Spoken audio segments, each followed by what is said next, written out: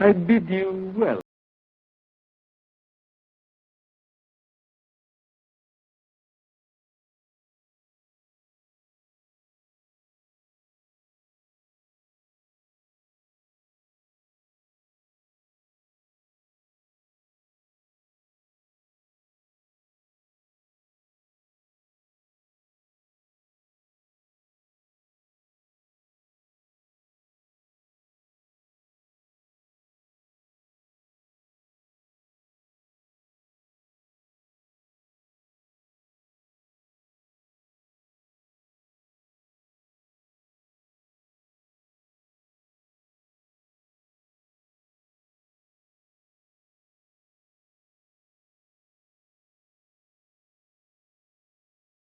Globe, we have our usual set of panelists.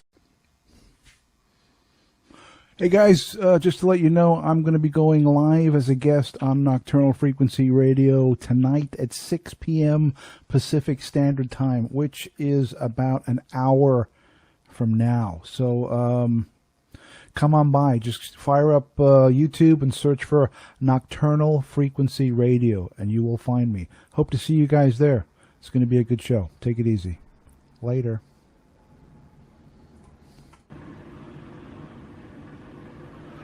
Whoa.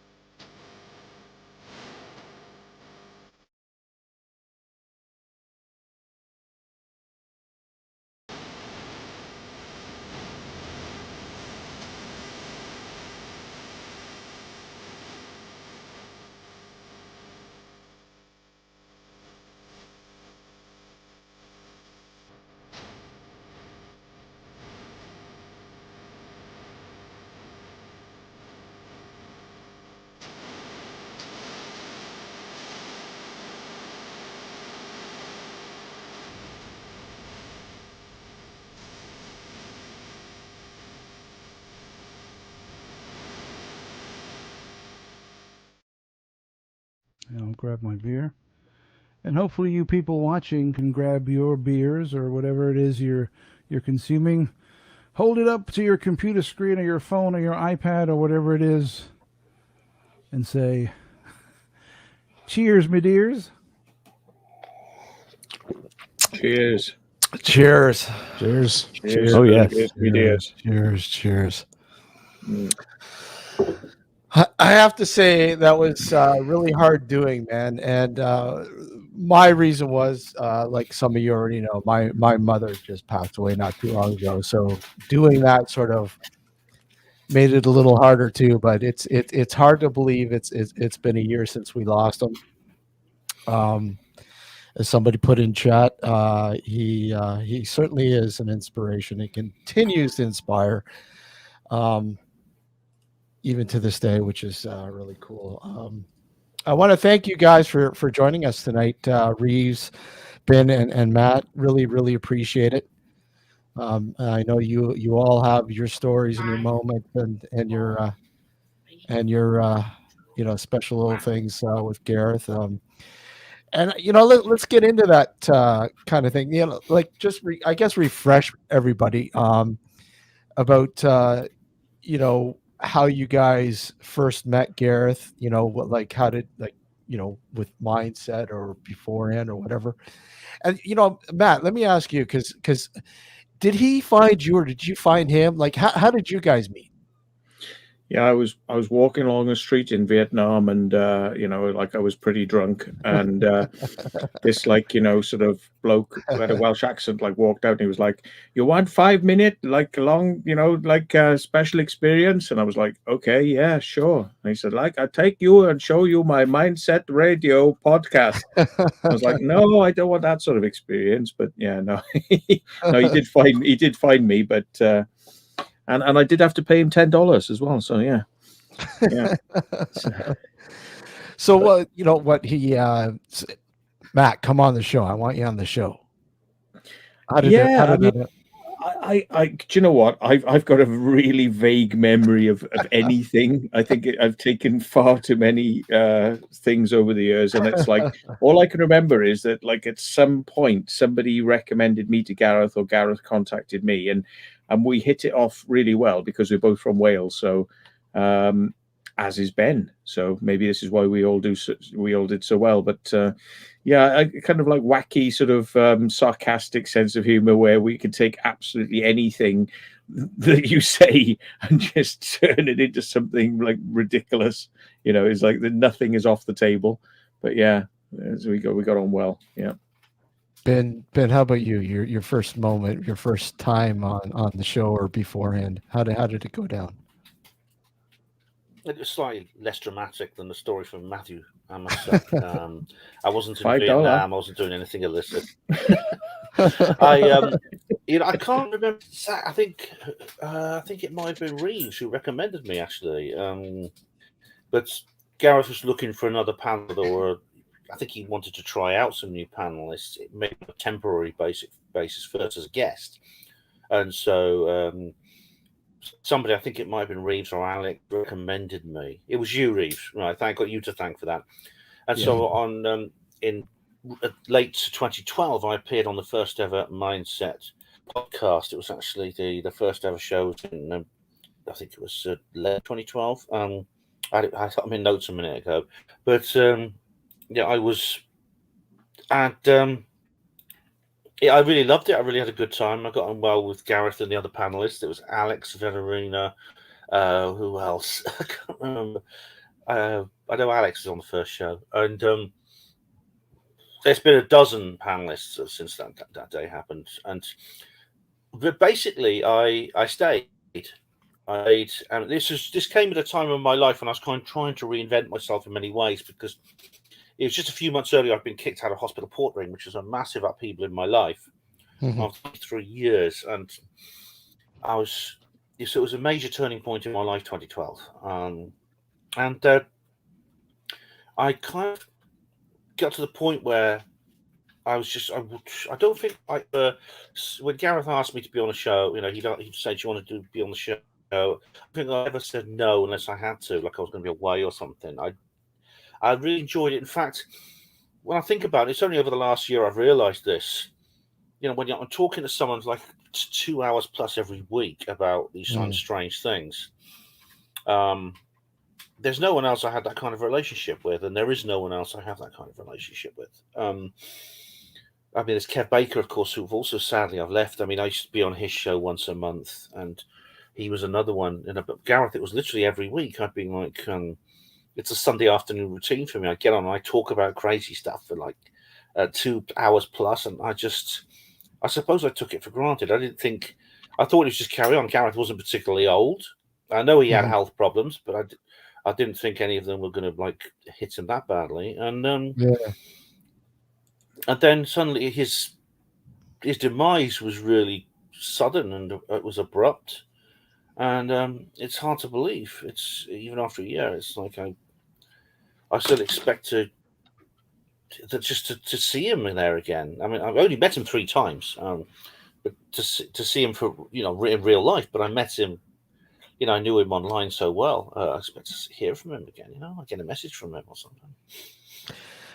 Yeah, it's like I said, going through the videos there, the old clips on his channel there, it was really hard to try to pick out some really good ones, but just some lighthearted kind of moments. I didn't want anything too crazy, but a little bit like things that sort of showed him how he was really. Reeves, how about you? With ParaTalk, mindset, everything, like, yeah.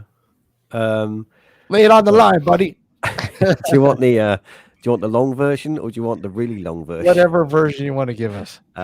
Okay, so we got to go all the way back to 1999 when I first met Gareth, and it was I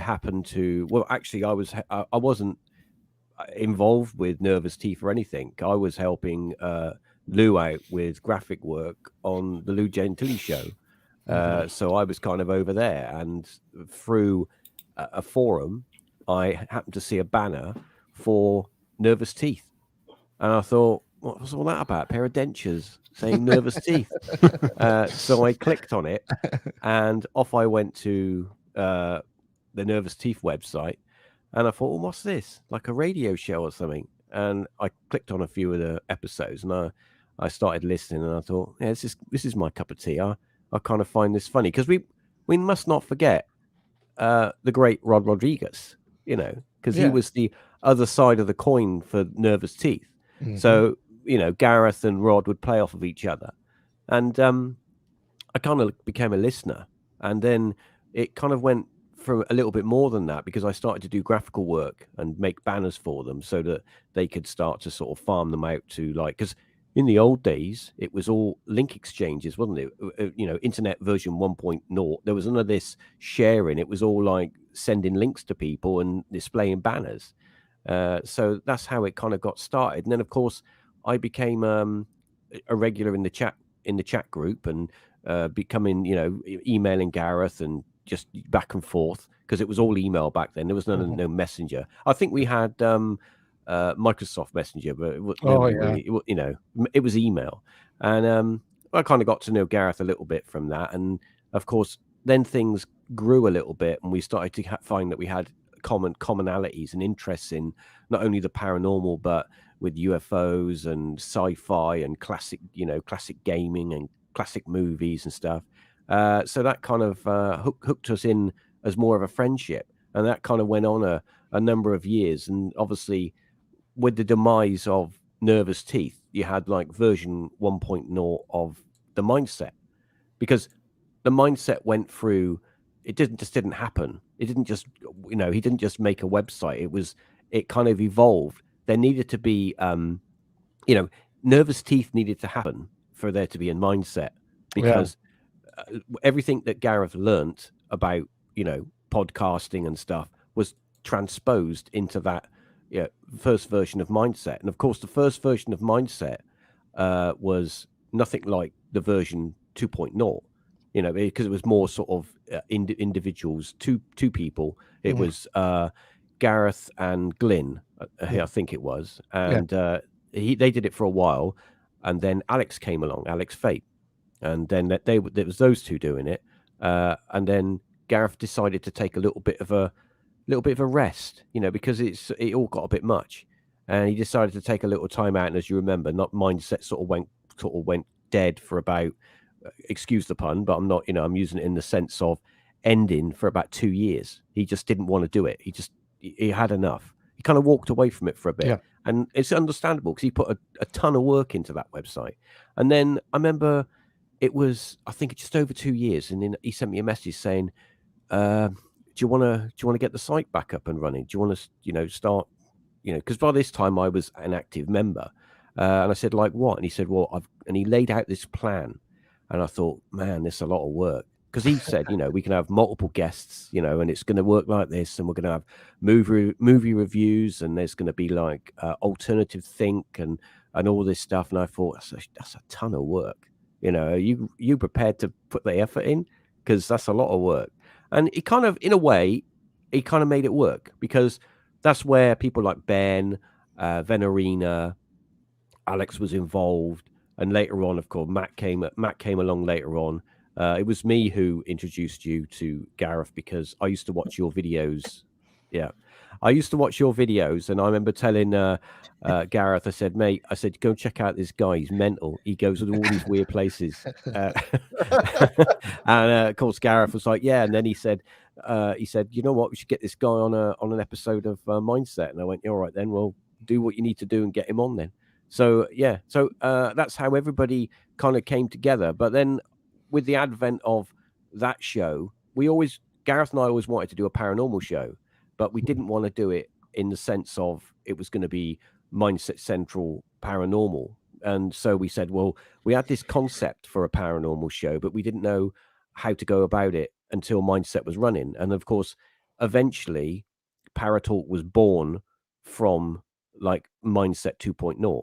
But all that needed to happen for ParaTalk to happen, because there was lots of other shows that came from Mindset, which all had a limited lifespan. They were never meant to be sort of shows that went on forever. They were meant to have a certain lifespan, and then that was it. They had like maybe 12 episodes, or it's small things that people could sort of find, listen to, and then move on.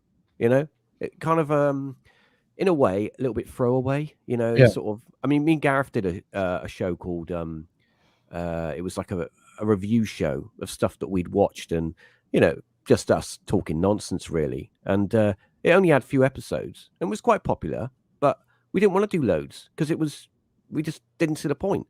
But back then it was a bit different because we were doing it for fun. But, and of course, the first Mindset I missed, the first Mindset meetup, I couldn't make it. But I think the second one, I think it was the second one or the third one I was able to make. So that was the first time that I actually had met Gareth face to face. But it was really weird because the only thing I can liken it to, right, is when you write to somebody, or when you have a long distance sort of friendship with someone, you kind of get to know them, and you get over that part of all the most people, when you meet them, they've got like a facade. It's like their bullshit screen, and that's how they want you to perceive them, in a certain way. And after a while, when you get to know someone, that screen goes away, and you get to know the real person. And because Gareth and I was or into all this kind of like old movies and stuff like that, we kind of skipped that. So when I met him, there was none of that sort of, oh, how do you do? Nice to meet you. Reeves, when you say old movies, I remember Gareth saying, you gotta meet Reeves. He really loves the 80s. He really loves the 80s. Are we talking about old movies, the 80s, or not? Yeah. Just kidding. Well, that's what I call old movies, but classics, the good slashers and sci-fi. But, and of course, when we had the meetup, that's when I met Matt, I met Ben, and sort of, and everybody got together, and I met a few listeners as well. So that was kind of cool to do that, but I'm glad that happened.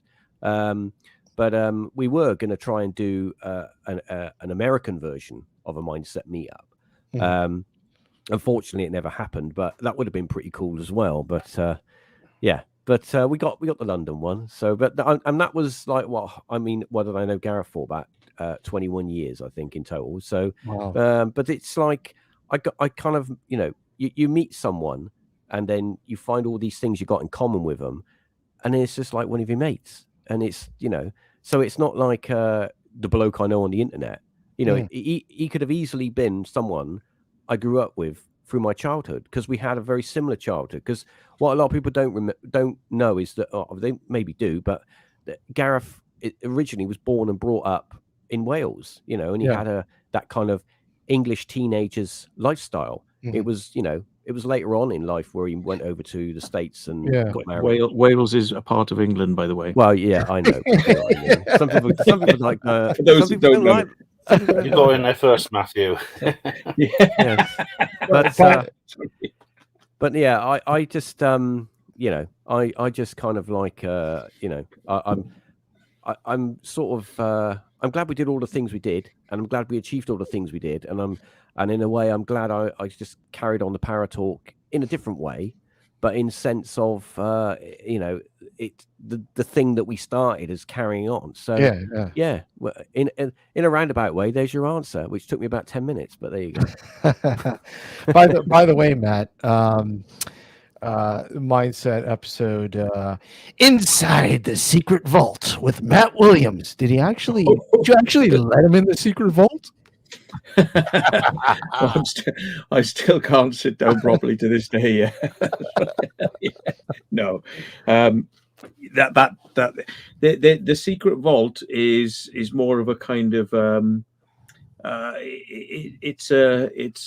it's not an actual place. It's more of an understanding that I had a lot of material that I hadn't released, so it was a way to kind of get stuff out. So there is no secret vault per se. It's just old footage, of stuff. But I got on with Gareth because he just seemed like one of my mates from back home, and living in Wales, he was just like one of the lads I knew, So I got on with him instantly. It was like, he struck me like a friend of mine who sadly also passed away, called Simon, who was into movies, was into all this sort of stuff, and we got on like a house on fire. And sadly, he passed away as well. And that's what I was thinking. It's like it's like history repeating itself here. I've got a guy I get on with really well. We see on same sort of wavelength, and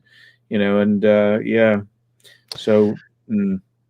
I mean, I never had the luxury of meeting Gareth. I mean, we did talk. Alex and I talked about actually doing a nocturnal frequency meetup, and Gareth was, well, let me know. I definitely would like to come up for that. And it was in the works. Unfortunately, his passing came first, and that really didn't happen. But like you said, he reminded me of somebody I knew years ago. Same kind of interest and all that kind of, and unfortunately he passed away as well, like your friend Simon there, Matt. So it's but that's the type of personality Gareth had. I think he was pretty cool with everybody. And he got along with everybody. Yeah, he got along with everybody. I mean, common ground with all different types of personalities, and that's how I perceived them. Yeah, right? Absolutely. So, I mean, what was it like when you first met him, Alex? Oh, I met him on the show. Yeah, I didn't know him. And what did you think of Gareth? Well, I thought he was very interesting. Don't lie. Come on. I'm not lying. It was one of those scenarios where you just sort of sit there and listen to what the guy has to say, because at the time when we had him on the show, it was I wouldn't say one of the first times we had someone else that also had was doing podcasts or shows. So it was one of those things. It's one of those that, I want to also learn from the guy, because he's also done this for a while, and we want to take note of what he does, how he does it, and just sort of learn from a person like that. And that's what he was also very good at doing, is also just sort of guiding you outside of the show. I mean, you and I used to chat with him all the time, along with Justin, through chat, and he'd always try to help, advice, this and that, and that's just the kind of guy he was. But it was great. It was like, with Justin, he'd really put Justin through the ringer. Oh yeah, he did. Yeah, your audio, you need a new mic. webcam sucks, you know. And He'd but always be on them. yeah, but he was always nice enough to, like, he sent Justin one of his old webcams. That's right. You know, just mailed it to him. Here you go, man. And hey, things were instantly better. Ben, like the many times you were on the show, what was I guess one of the favorite topics that you like to sort of discuss with Gareth? Sort of you guys would ping off one another. Oh, there were so many. I mean, it's hard to really pick one because I didn't often actually select topics. He always used to ask me if I can think of any topics to bring up. Could I bring them up? And there's only a couple of times I actually suggested something. He used to find all kinds of weird and wonderful things to discuss, and I discussed the things that he wanted to, and that didn't bother me. I didn't feel I needed to do that. I felt it was okay to let him run the show, and then I'll give my take on it. And we discussed basically everything related to ufology, the paranormal, government cover-ups, spiritual ideas, of the occult, things like that. We were both fascinated by that, as you guys are, and I think this is how we came together. But you know, as Reeves said, you know, Gareth had the ability to relate to people of various different views. There were people on the shows who were borderline skeptic. I mean, there were people who would come in. They weren't for very long, most of them, but they would have like very sort of like Fortean skeptic views, and he was fine with that. And most of us were. Not all the other hosts could tolerate that, but Gareth was okay with it. So was I. I'm quite similar in that respect, and yeah, it was so good to meet him. I thought, what year was I met him? Idella is in chat. It was the year of the Highgate Vampire Symposium. I knew he was speaking there, and I thought, my God, I realised this guy's he must be really high level. I think Gareth was higher level than I realised to be speaking at the Highgate Vampire Symposium, which is where I met David and Della as well for the first time as Gareth. I think he was very tolerant of me because hey, nice one, yeah. I turned up. It was horrible. I feel embarrassed now, but I turned up with a bag full of copper coins. I was like, this is because I was like in a bit of a financial crisis at the time. Yeah, I wasn't working full time, and Gareth was like really good to me. Like bought me loads of drinks and things. He let me stay in his hotel room, and I feel embarrassed about it to this day. But he was so pleased to see me. He was just so delighted to see me. But that's how Gareth was, though. You know, Trevor. I mean, Trevor Murray. You know, who's my co-host on Third Rail. You know, Trevor, he's not into the sort of things that I can't talk to Trevor in quite the same way I can. I love Trevor; he's a great guy. Yeah, but I can't sort of discuss the same things I talked about with Gareth in the same way. So this has made Third Rail Radio slightly different to the Mindset, even though Third Rail Radio was basically a replacement for the Mindset when Gareth had his little hiatus. When he suddenly announced he was going to stop. He said, "I'm going to stop," and I said, "How long for?" She said, "Forever," and he says, "Not sure." And it's like, and so we thought, "Oh, blimey, that was a bit of a bombshell for us all."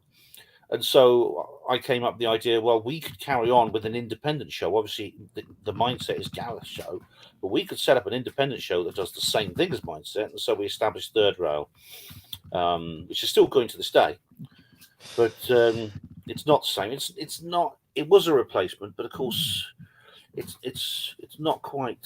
It's never quite the same. Nothing is.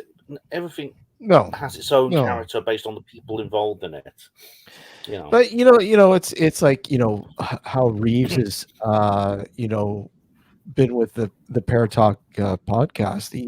He's taking it and he's brought a whole new level to it, and he's done a wonderful job with that. I mean, I think Gareth would be super impressed, super, you know, like, wow, Reeves, you've done an amazing job. I mean, you're doing a great job with ParaTalk. Yeah. Can I say, I honestly think there's everyone. Sorry, Reeves. I think it's affected almost everyone who's been involved. Oh yeah, I mean, almost everyone.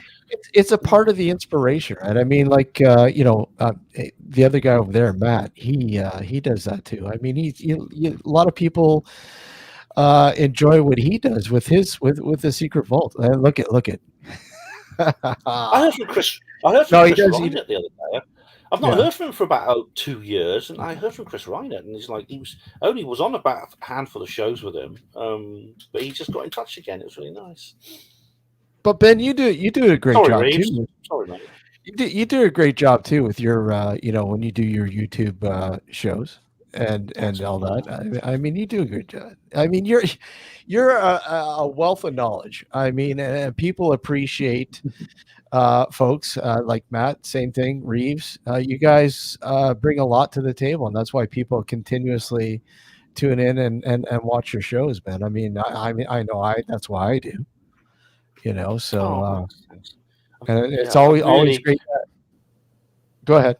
Thanks. Gareth, we used to talk about my shows and things and where I went and adventures on Mindset. It was great, and I think he really inspired me. I think he's been a big influence. He was a big influence on me, Gareth, in my own style. Well, it's funny because we got into a conversation one time, him and I, and this was off the show, and we were talking about crop circles. And he goes, I know this guy. I know this guy. He's taken off. This guy named Matt Williams. He knows a lot about crop circles. I said, oh, really? Oh, maybe we need to have him on. We got to do a show on crop circles. And, we still have to do that, Matt. That'll be controversial. Oh, I gotta love it. Oh man. But Sorry, that's distracting. okay. That's okay. That's okay. Hey Ben, are you having some sort of like My Little Pony experience? But friendship is magic. The purple frilly things suit me, I think. Yeah, I'm at my friend's house in Wales. I'm actually in Wales right now. I'm at a friend's house. Oh God, she wanted me to be gonna ask. comfortable, so I've got these like Yeah. lovely purple frilly cushions behind me. Well, I want to know what's going on below the camera, but I wouldn't like to say, Matthew. It's not keeping you awake any way they can. We did ask Gareth's brother Richard to come on this evening, and his really good friend Daryl. Daryl was not able to come on. He just, I guess, still reeling over the loss. And Richard, well, maybe we might see him later on. I don't know. He's got the link, so if he does show up, great. That would be awesome. To give an entirely different perspective of Gareth, a little bit more personal, obviously, because a lot of us obviously know him mainly from the show and show related stuff. But you guys did meet him in person, and Matt, you met him as well, right? Mm-hmm. And what was it like when you met him? Well, he it's like when you go back home to your parents, and you sort of break out into the accent, and it's like with Gareth, I was just like, yeah, but come on, you come from Swansea, come on now, you got, come on. He was like, I know I do, I come from Swansea, and it was like, and then he'd break out into the voice because it's like he is actually Welsh, so he has got that thick Welsh accent which he can break back into, and what he says when he goes home, the accent kicked back in, and so it was very comfortable, sort of chatting to Gareth, and I mean, I used to enjoy coming on and chatting about whatever he wanted to talk about, and I would give my 2 penneth for what it's worth, but I used to enjoy the fact that we weren't taking it that seriously. We would have a drink and we would just have a chat and we would have a bit of fun. It wasn't to be taken like deadly seriously, and we would have a laugh, and that's what I liked about it. Even though it was talking about some serious subjects, we weren't being deadly serious, and that's what I liked. It wasn't like we weren't going to take this to the Pentagon and sort of win over presidents, but it's nice, comfortable. That's how I would describe being around and hanging around and chatting on the show, was comfortable. made you feel at home. Yeah, made you feel, you know. Yeah. Yeah, I've said this many times. You know, when I first met him, it's like I couldn't believe he was Welsh. I mean, to me, he sounded more like a New Yorker. You know, Mm. and you know, for the first conversation with him, it was like, I thought you were English. Well, I'm technically Welsh, but what? Well, you lost the accent. But So don't I? Well, I sound Wales English, I is a suppose. suburb of London, so I mean, you Yeah. know, it's easy to lose the accent when you're living in London, being in Wales. Do I sound English? I mean, you see, I've lived in Oxford since I was 8 years old. Even though I come from Wales, I used to be able to speak Welsh. I'm quite rusty now, but I can a bit. But do I sound English? So sounding more English is like rusty Welsh. No, mate. It's like, I suppose It's hard to say, Ben. It's hard to say, really. Sort of we pick up the accents of places people were surrounded with. I suppose Gareth was living in the States for so long. Yeah. He simply started to speak like them. You know, he lived with Americans. He was But married to an American. I think. He was amazing at you know, his voices. You know, everything from Alex Jones, mimicking Alex Jones, and talking about somebody who's in the news of late, but you know, mimicking him to pretty much anyone, like Arnold Schwarzenegger. You know, I don't know. He was you know, a wealth of being able to sort of impersonate some really good voices, some really good people. Some interesting people. Yeah, it's so funny. Yeah, I loved his accents. I loved his mimicry. It's so good.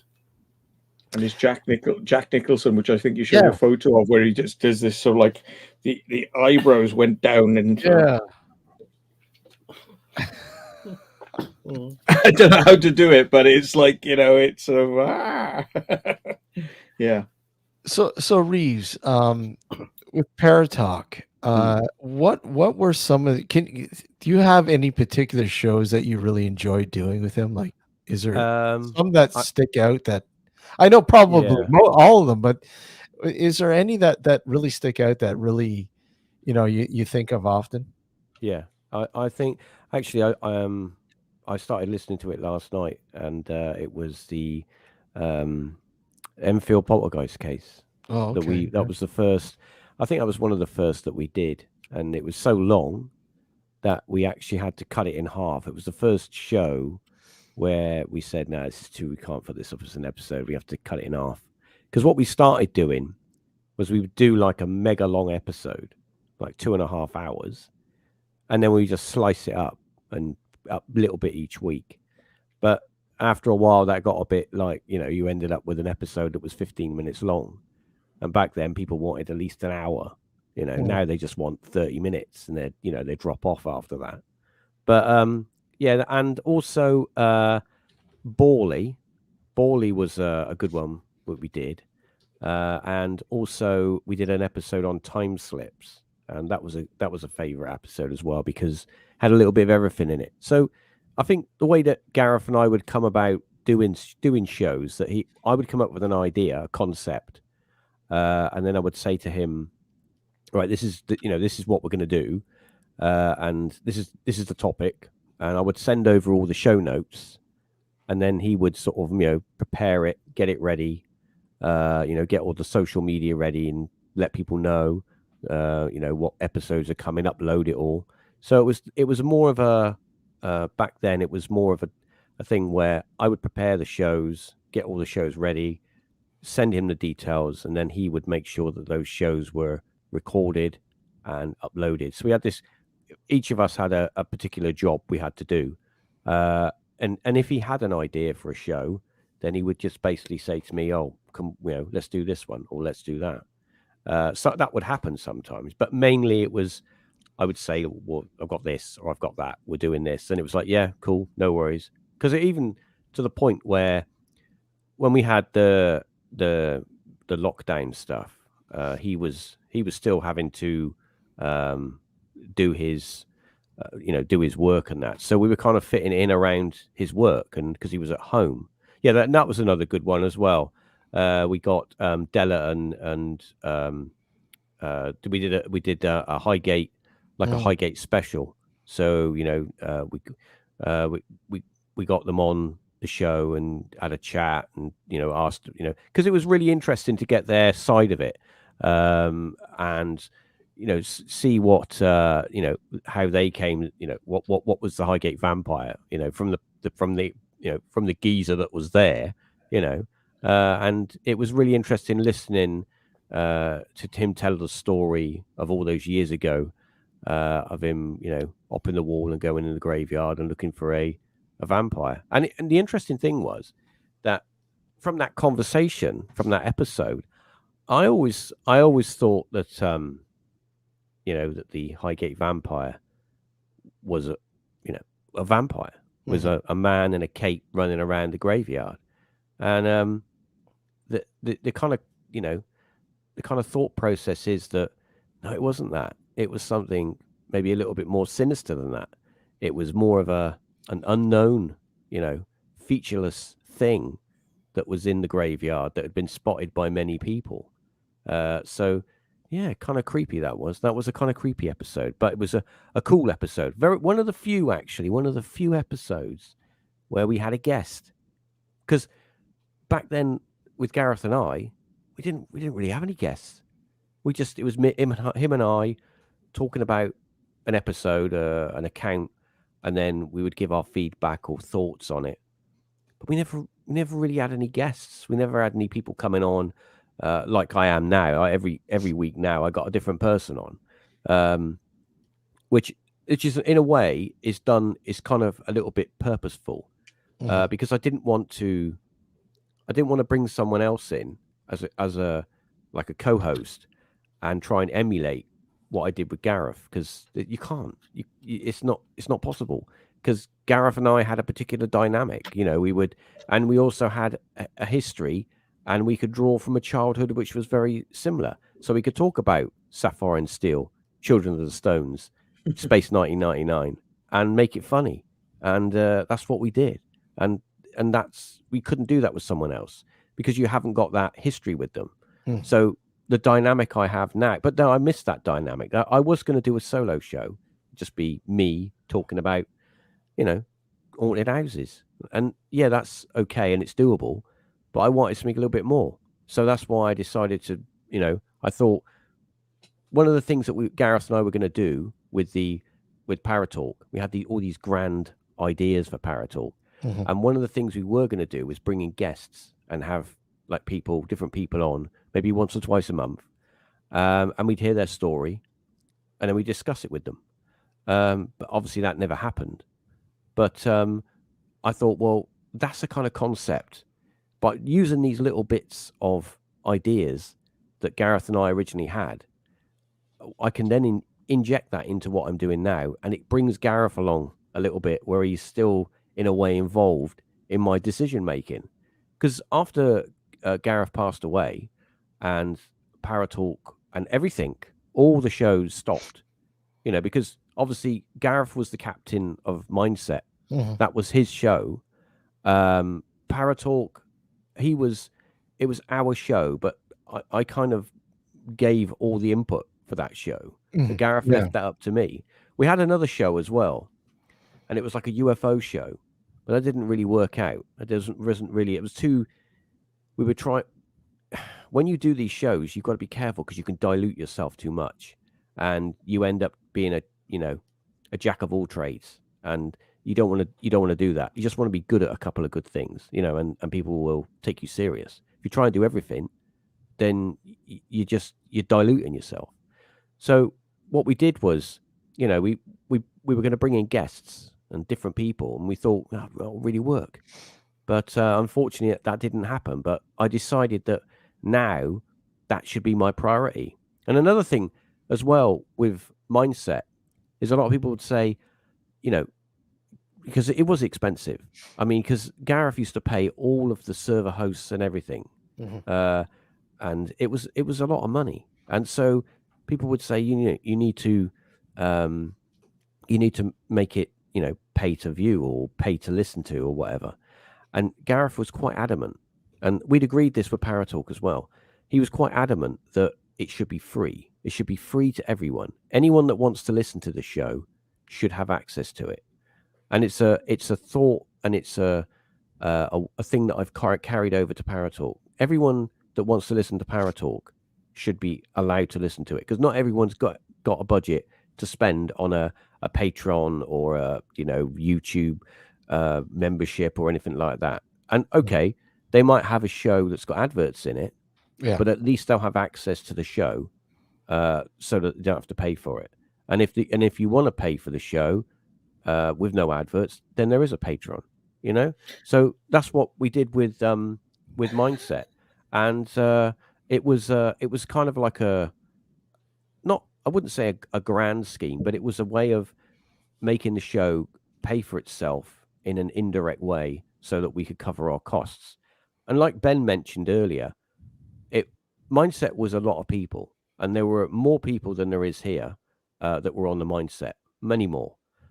But some of those people, so I'm just going to say that sometimes, right, and I think everyone here will know that sometimes Gareth can say things, and if you don't know him very well, you can think that he's winding you up, or he's trying to. He would never do that. Come on, he's trying to get a rise out of you. All right, he's trying to push your buttons.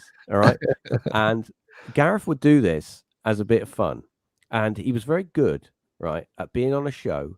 I mean, honestly, if you go back and listen to some of the Mindsets, Gareth and I are arguing sometimes. He would bring up a point, and he would do it in such a way because he knows what pushes my buttons, and he would say it, and I would like, you're going to get an argument now, boy, and we'd be arguing. But it wasn't. Here's the thing, right? You can have an argument with someone, or you can have a disagreement with somebody, and at the end of the show, you're still mates. All right? That's the way it is. Because, like he said, it makes great listener. People love that stuff. If you're having a bit of a go, it's great. But the thing is, it's knowing that you're all mates at the end of it. You might agree to disagree. There's no point for having an argument with somebody and then going, "Oh, I hate you. I'm gonna go and write it on Facebook now because I'm angry." It's just, don't do that. If you don't agree with someone, you don't agree. And Gareth was a little bit. He knew how to spice things up sometimes on the show. He's very good at that. And if you weren't wise to it, you'd think, "Oh, what's this guy on about? What's this guy? He's having a..." And I think that some of the co-hosts that we had, they kind of, it's not they didn't get it. It's just that maybe they didn't maybe it made them feel a little bit uncomfortable. I don't know, but I'm not going to speak for them. But we've had many, and some people either some people fit, some people like it, some people don't like it, and they move on, or they give it a try. And I must admit that when I got more involved with ParaTalk and we had more plans for ParaTalk, I kind of stepped aside. When like Matt came along, Ben came along, I knew that that they were quite capable of being on a show and talking. They knew what they were talking about. They brought something more. I mean, Matt's got history in the sense of UFOs. He's got, he's not just a geezer that goes in caves and and climbs over bushes to get to somewhere. He's done his work. So he knows what he's talking about, and Ben knows what he's talking about. See, Matt, I'm not the only one that strokes your back. Well, I was going to say that Ben, all this stroking. I'm going to have to see you in a few minutes, boys. I'm afraid. I will be back, but yes, I'm he's going to fill up. Gareth would approve, I think. So Yeah. I can hear you, but I'll be listening in, and I'll be back now. Right. I was going to say that Ben's been on plenty of stages, but not in that way. Well, it's Ben, and he's gonna have to like unmute his. There he goes. He amazes me. He just like you can ask him almost anything. Well, almost anything, and just the info that comes out of him, it's just like, wow. I could see why Gareth enjoyed having you. Like, I'm a total honestly. anorak, yeah. Like I'm a total anorak. And the funny thing is, like what Reeves was saying, I noticed as well that Gareth did like a bit of drama occasionally, and I think he understood that did make it did make for better radio. I mean, I had a very acrimonious incident with another person I knew a couple of years ago, and this all became very public when this person made a YouTube video about me, about saying it was critical. It was more like insulting. And I thought, I didn't respond to that. And I thought, oh, I'm not going to get into an argument with this person. The thing is, I'd attack this person as well. It's usual sort of public falling out kind of thing. And then I come onto the Mindset podcast, and Gareth says, I've got the audio here. Can I play it? Can I play the audio? I thought, I didn't have the heart to say, no, Gareth, I don't want to go into it. So he played this audio. We discussed it for like about half an hour. And at the end I thought, why did I do that? But then I realized what Gareth was doing. He did, I think he understood the seeing as that I'd already spoken publicly about this. He didn't think I'd mind speaking about it again. And he knew that the listeners would love it, and they did. The listeners loved it. They really did. Yes, it did have so I understand what Ben's saying there, because Gareth had a very he was very clever at of creating an opportunity where, if he knew it wasn't done like with any malice, but he could see that, he understood that when people listen to a show, if they could hear a little bit of gossip or a little bit of something, it's nothing worse than a bunch of people all sat around together just agreeing with one another, and it's kind of like, pissed off, Reeves. Yeah, exactly. Screw you. Yeah, and the thing is, it's like it's like, if you've got like a little bit of a little bit of disagreement. And now I will say, and maybe Ben will back me up here. Do you remember the disagreements that Gareth and Alex used to have on the show? Yeah, when they would, and then they would get into like a little heated discussions. Yes, that happened with several people actually. Yeah, with Trevor as well. Occasionally with me, but also with Joe Essington and others. There was all these kinds of differences, and I think I learned quite early on that not to take it too seriously. I wasn't offended when Gareth did this thing to me on that I just described. I took it with good humour, and I've learned to be. Sorry. Just going to say, that's something I've learned actually over the years, not to be offended with people who are not malicious. I think. Hey, hello, Trevor. You like to play the devil's advocate to try and see whether you could come back. That's what he would goad you, with an alternative point of view. So seeing if you could come back.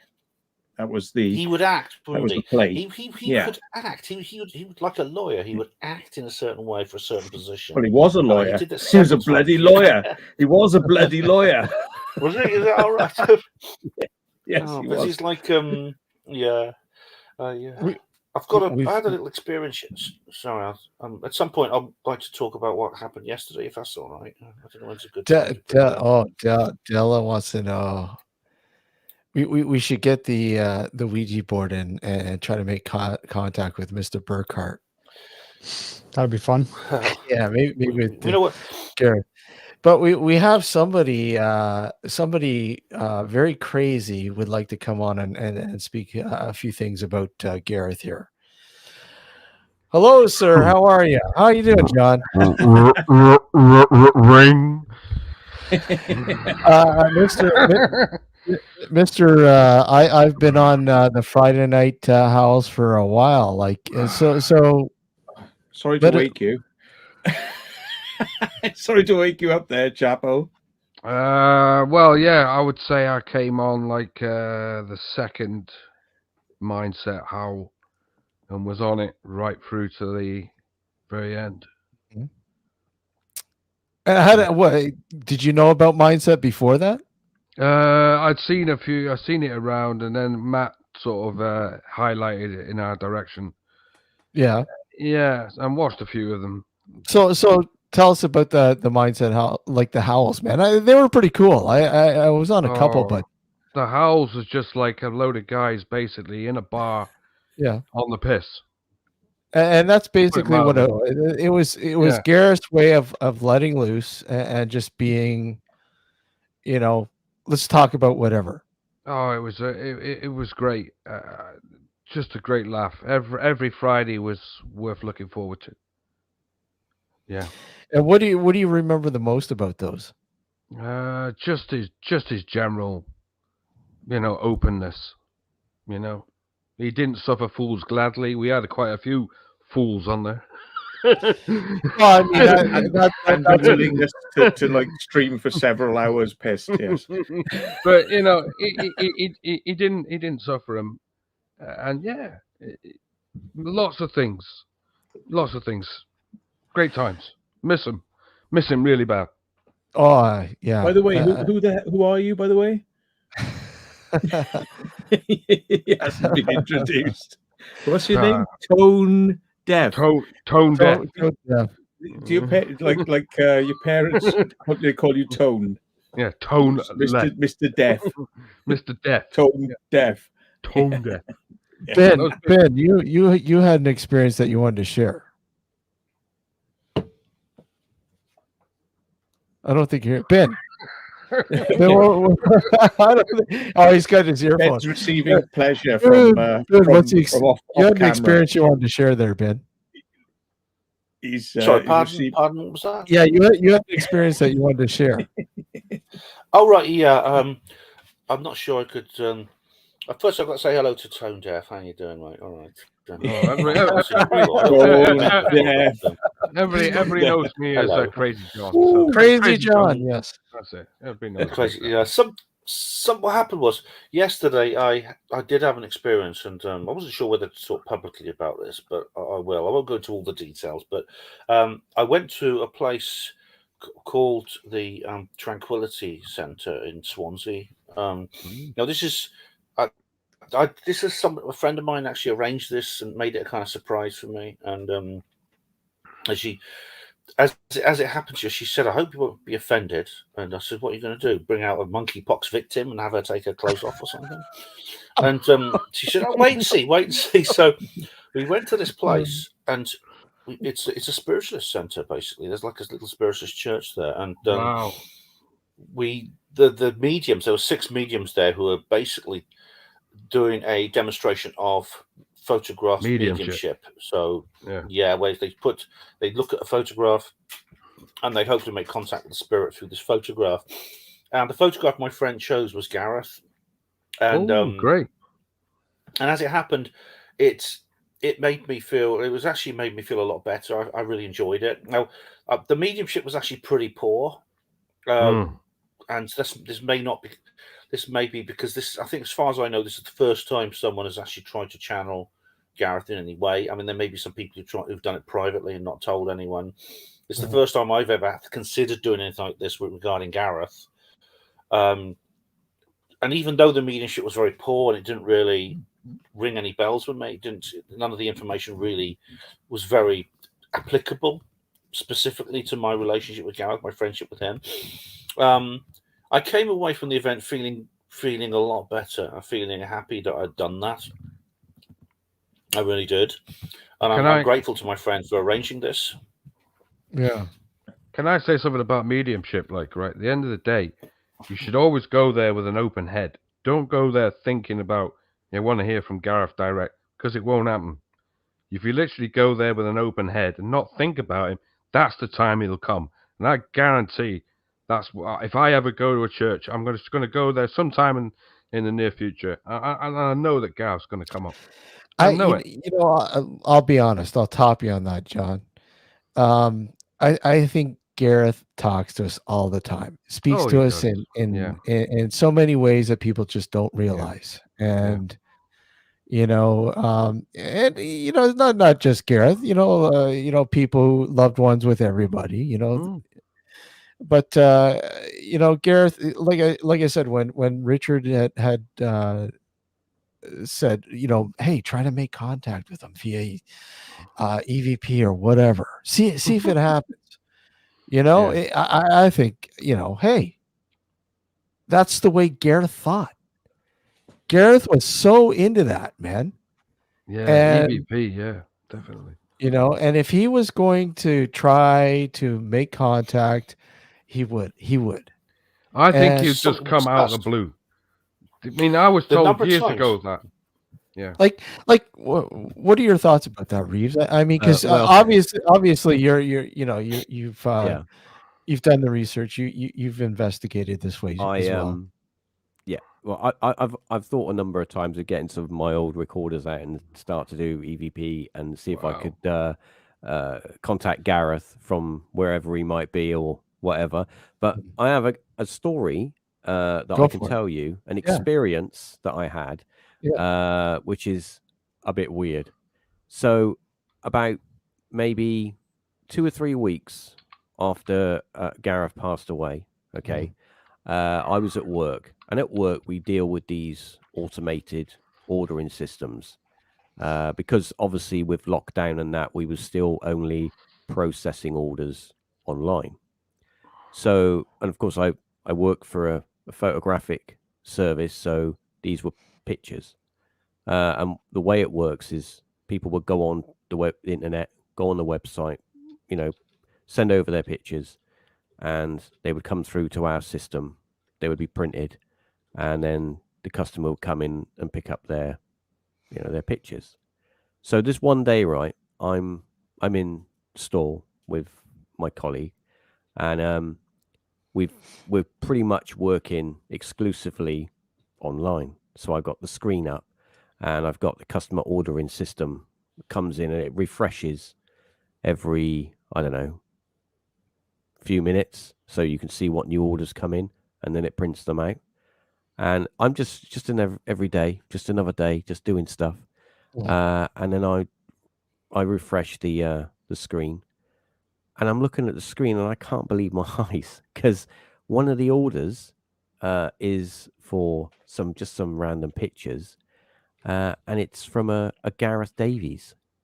Wow. And it clearly says Gareth Davies and a set of pictures, and I'm like thinking, yeah, I kind of just brush it off, and I'm like, nah. And I joke with my colleague because he knows he's my friend and passed away, and I'm like, check it out, and he's like, that's a bit weird, and I'm like, yeah, it's a bit weird. And then I thought nothing of it. Just the day went on, the job was printed and done. But then I kind of thought about it as time went on. I'm thinking to myself, was that a message? Was that because it's like anything in life, when you don't think about it, right, and you go about your business, and then when you sit down and get time to sort of process something, you think, was that a message? Was that a little wink from wherever to saying I'm still around? But I don't know, because I will say that a lot of those orders that come through, I see a lot of the same names coming through regular. So people use the online service, and I'm thinking to myself, since then, and that was over a year ago, I've never seen that name since on the system. So they've never used the service again. So yeah, I don't know. It was just a bit weird. That's all. Maybe you can read things. You can read into stuff, and you can look at something and go, and you can make something out of it, which it isn't, and it might just be coincident. Like I say, I was told years ago, never expect it. When you go to a church, never expect a loved one or something to come. Don't think about it. Just go there, empty-headed. And that's what I'm going to do one day. I'm going to go to a spiritual church one day, empty-headed, and I hope he comes. I really do. I did a... It sounds like what you experienced was synchronicity, which is a very, very important thing, Reeves. And it's, it's beyond coincidence, I think. It's a massive subject, but these things are significant in our lives, as Carl Jung wrote about, with all the various experiences his clients reported. And you see, Gareth and I, the number of times we talked about this, we talked openly about death and about what happens when you die and whether there's anything afterwards. And even though we both accepted there's no proof, there's no way to prove it. It's essentially the undiscovered country, as Shakespeare called it. Yet it's from which no travel ever returns. But you do. We did think to ourselves, well, there's reason to be hopeful because of this evidence. And I mean, I think John's right. I mean, I don't. I think if it happens, it'll probably be something I won't expect. Something will happen, like with Reeves. Out of the blue. Something will happen. Yeah, it'll be out of the blue. It'll be something that comes to my I haven't expected, but it will leave me in no doubt that it comes from Gareth. It'll be something like that. Yeah. That's generally. I think that's generally. I agree, Ben. That's generally the way it is. I mean, people who automatically expect going into doing whatever they're looking for it's going to happen. That's not the way it goes.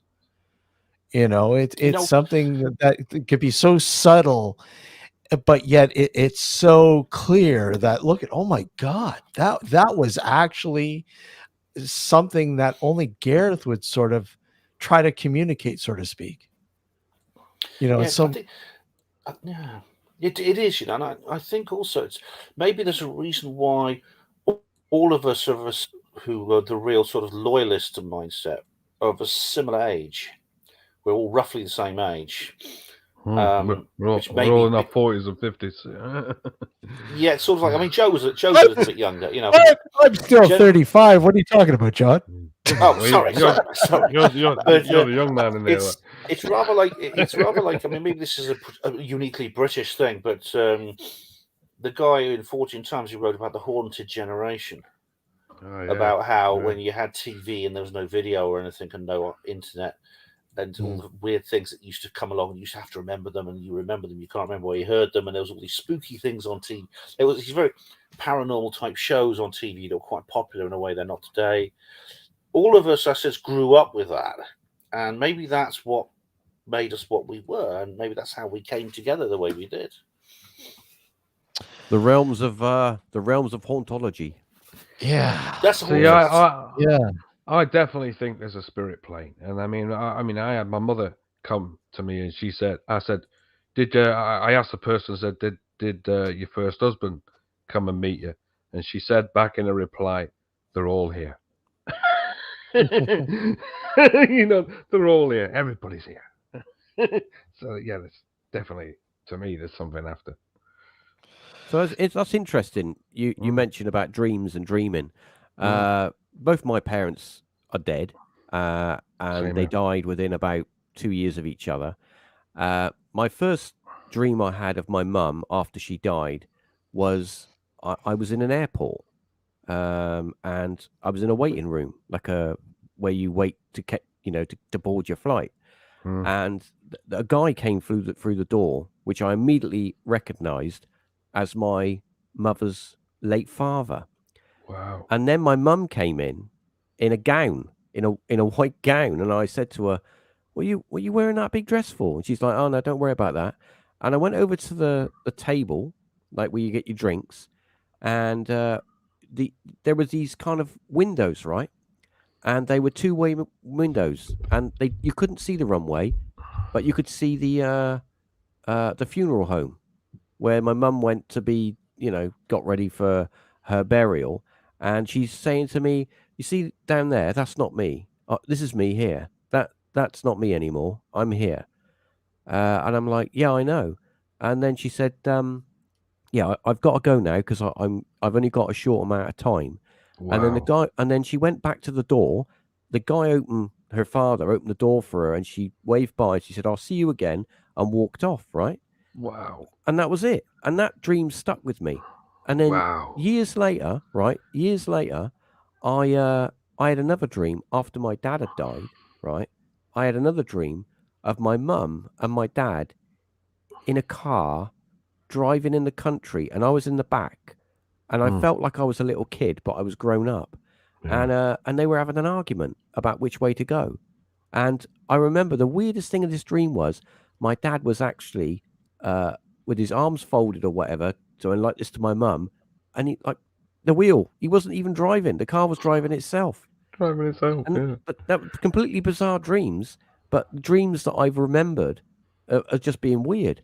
And Yeah. the thing is, it's like the only time that after 3 days after my dad died, I heard him as plain as day call my name in my bedroom when I was in the bedroom, completely awake, as if he Wow. was stood in the room. So, some people say, well, it could be down to stress and all that. It's your mind playing tricks on you.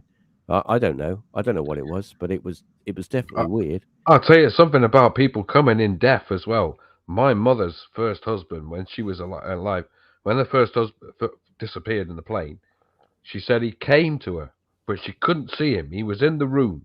Yeah. She said he was in the corner of the room. There was just something there. It was like a presence. Yeah. But it was him, and he was saying, "Don't worry, we'll all be okay. Like, we'll see each other again." And then I disappeared. remember Gareth telling me when he came over I think it was the second time when we all met up. He said to me he was staying at his mum's for a few days.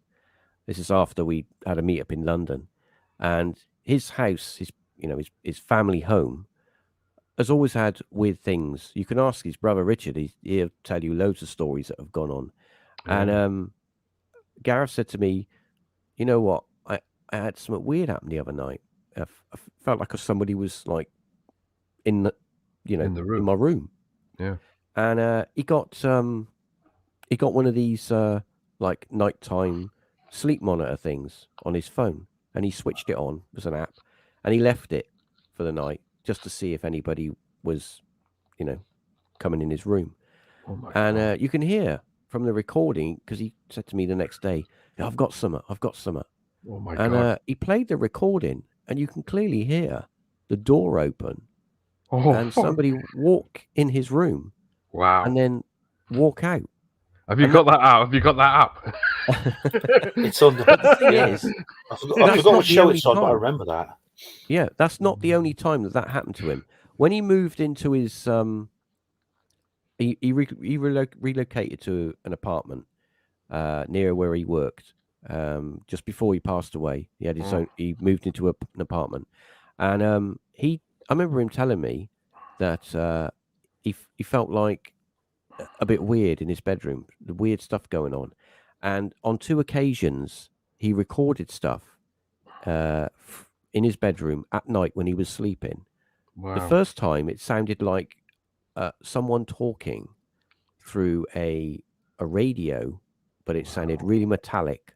And he's got no radio in his room. There was no TV or anything in there. Cool. And he picked this up on his phone.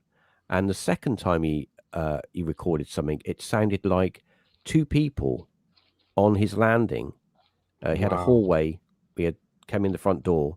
There was like a landing where there were 2 apartments either side, and then he had the doors with either side. It sounded like a couple having an argument on the landing in the middle of the morning, very late at night. Wow. And when he asked the person across from where he lived, which is an old boy, he didn't know what he was on about. He said, "It's just me who live here. I haven't got anyone else here. I didn't hear nothing." Wow. So he had some weird things happen in that place. I also remember after he moved in, there was the handprint on the wall, the small little child's handprint on the wall God. that he took a picture of. Do you remember that, Ben? Remember the handprint? Yes, I thought it's odd because it was a brand new flat. Well, he was a brand new It tenant. was all so obviously decorated. the Yeah, it was all landlord, decorated out. Yeah. he put a new carpet down, new paintwork, and this handprint was on some of the gloss paint around the door frame. And I said, "Was that was there when you moved in?" He said, "Yeah." And I said, "Have you tried washing it off?" And he said, "No, no." And I joked with him. I said, You're scared if you wash it off, it's going to come back, aren't you?" And he sort of laughed. But I mean, what you said about Gareth reported all these things that he's talked about on the show. I mean, but he also, I think he may have had some experiences he didn't tell us about because he did start talking about something that happened in his previous home couple of years earlier in the scullery of his previous home. He was just like emptying the washer or the washing machine or the tumble dryer. He was just emptying it of clothing, and he said, "I had an experience," and he got a bit like he didn't want to talk very much about it. From what I gathered, though, he had an extremely frightening encounter with the malign supernatural in some way. He didn't talk much about it, and as far as I know, he's never talked about it to anyone. Maybe Richard knows more about it, but he may not want to say. Somebody from the channel was asking, "Is this the paranormal? What was the paranormal experience that Gareth never wanted to talk about? Is that it?" I think this might be what this person's talking about, because he didn't want to talk too much about it. He mentioned it on the show. He talked about it publicly. He just said, "I had this experience." It was very obvious. It was frightening. His joviality, sort of his usual joviality and lightheartedness, kind of dropped away for a couple of minutes. And I think he's actually mentioned that one. Yeah. He came to me. I was worried about him.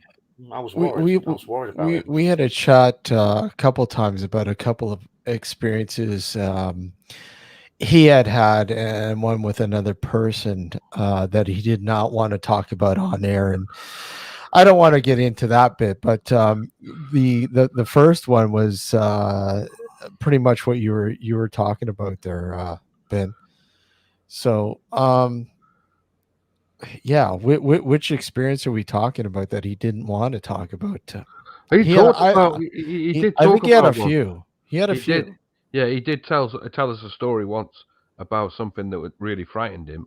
I do remember him saying something about that. Yeah, he talked about a couple experiences that he had that really threw him. Just he was like, wow.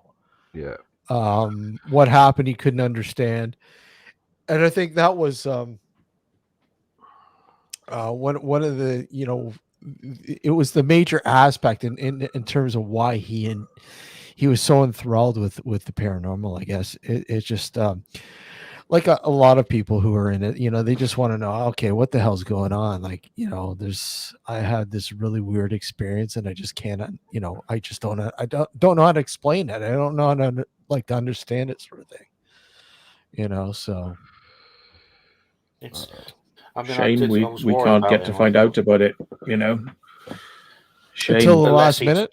Yes, he does pop back and tell us. I mean, it's clear that, from what I gather, that spirits of the departed have a number of things in common. They appear to have a memory of who they were in the life they've just led. In the previous one, they may have had many lives, but the most recent one they just led. Also, they appear to have an ability to see into the world they've left behind, which is why you have these like Reeves had his experience, and Reeves had also reports the experience he had with his dad and things like that. These things are very common. A lot of people, even people who are not normally interested in this sort of thing, report experiences like that. And so I think we could expect at some point we will have some kind of communication from him. And maybe he can tell us more. I don't think he will. I think he'll just pop in and go, "Hi." But okay, here, kind of like this. Let's play this again. I don't think everybody saw this, and we'll play this again. And they'll have like I guess a soothing sort of effect in hearing his voice again, sort of thing. I bid you welcome.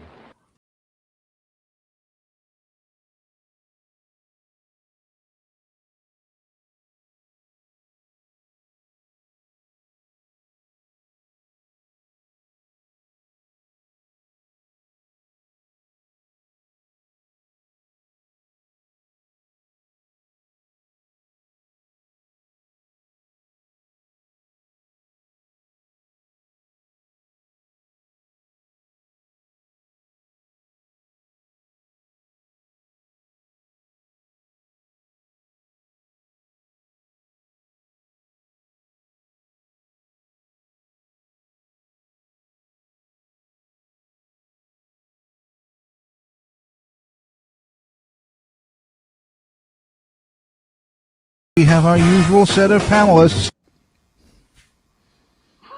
Hey guys, just to let you know, I'm going to be going live as a guest on Nocturnal Frequency Radio tonight at 6 p.m.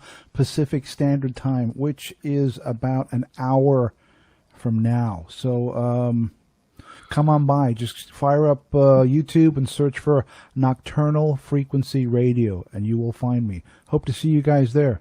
It's going to be a good show. Take it easy. Later.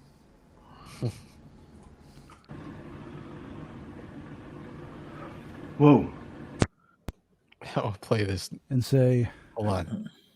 the screen or whatever. More beer. Here. And hopefully you people watching can grab your beers or whatever it is More you're beer. consuming. Hold it up to your computer screen or your phone Hold or it your up, iPad guys! or whatever it is and say, cheers, my dears. Oh, yes. Cheers again to Cheers, Gareth. Gareth. To Gareth. Mm.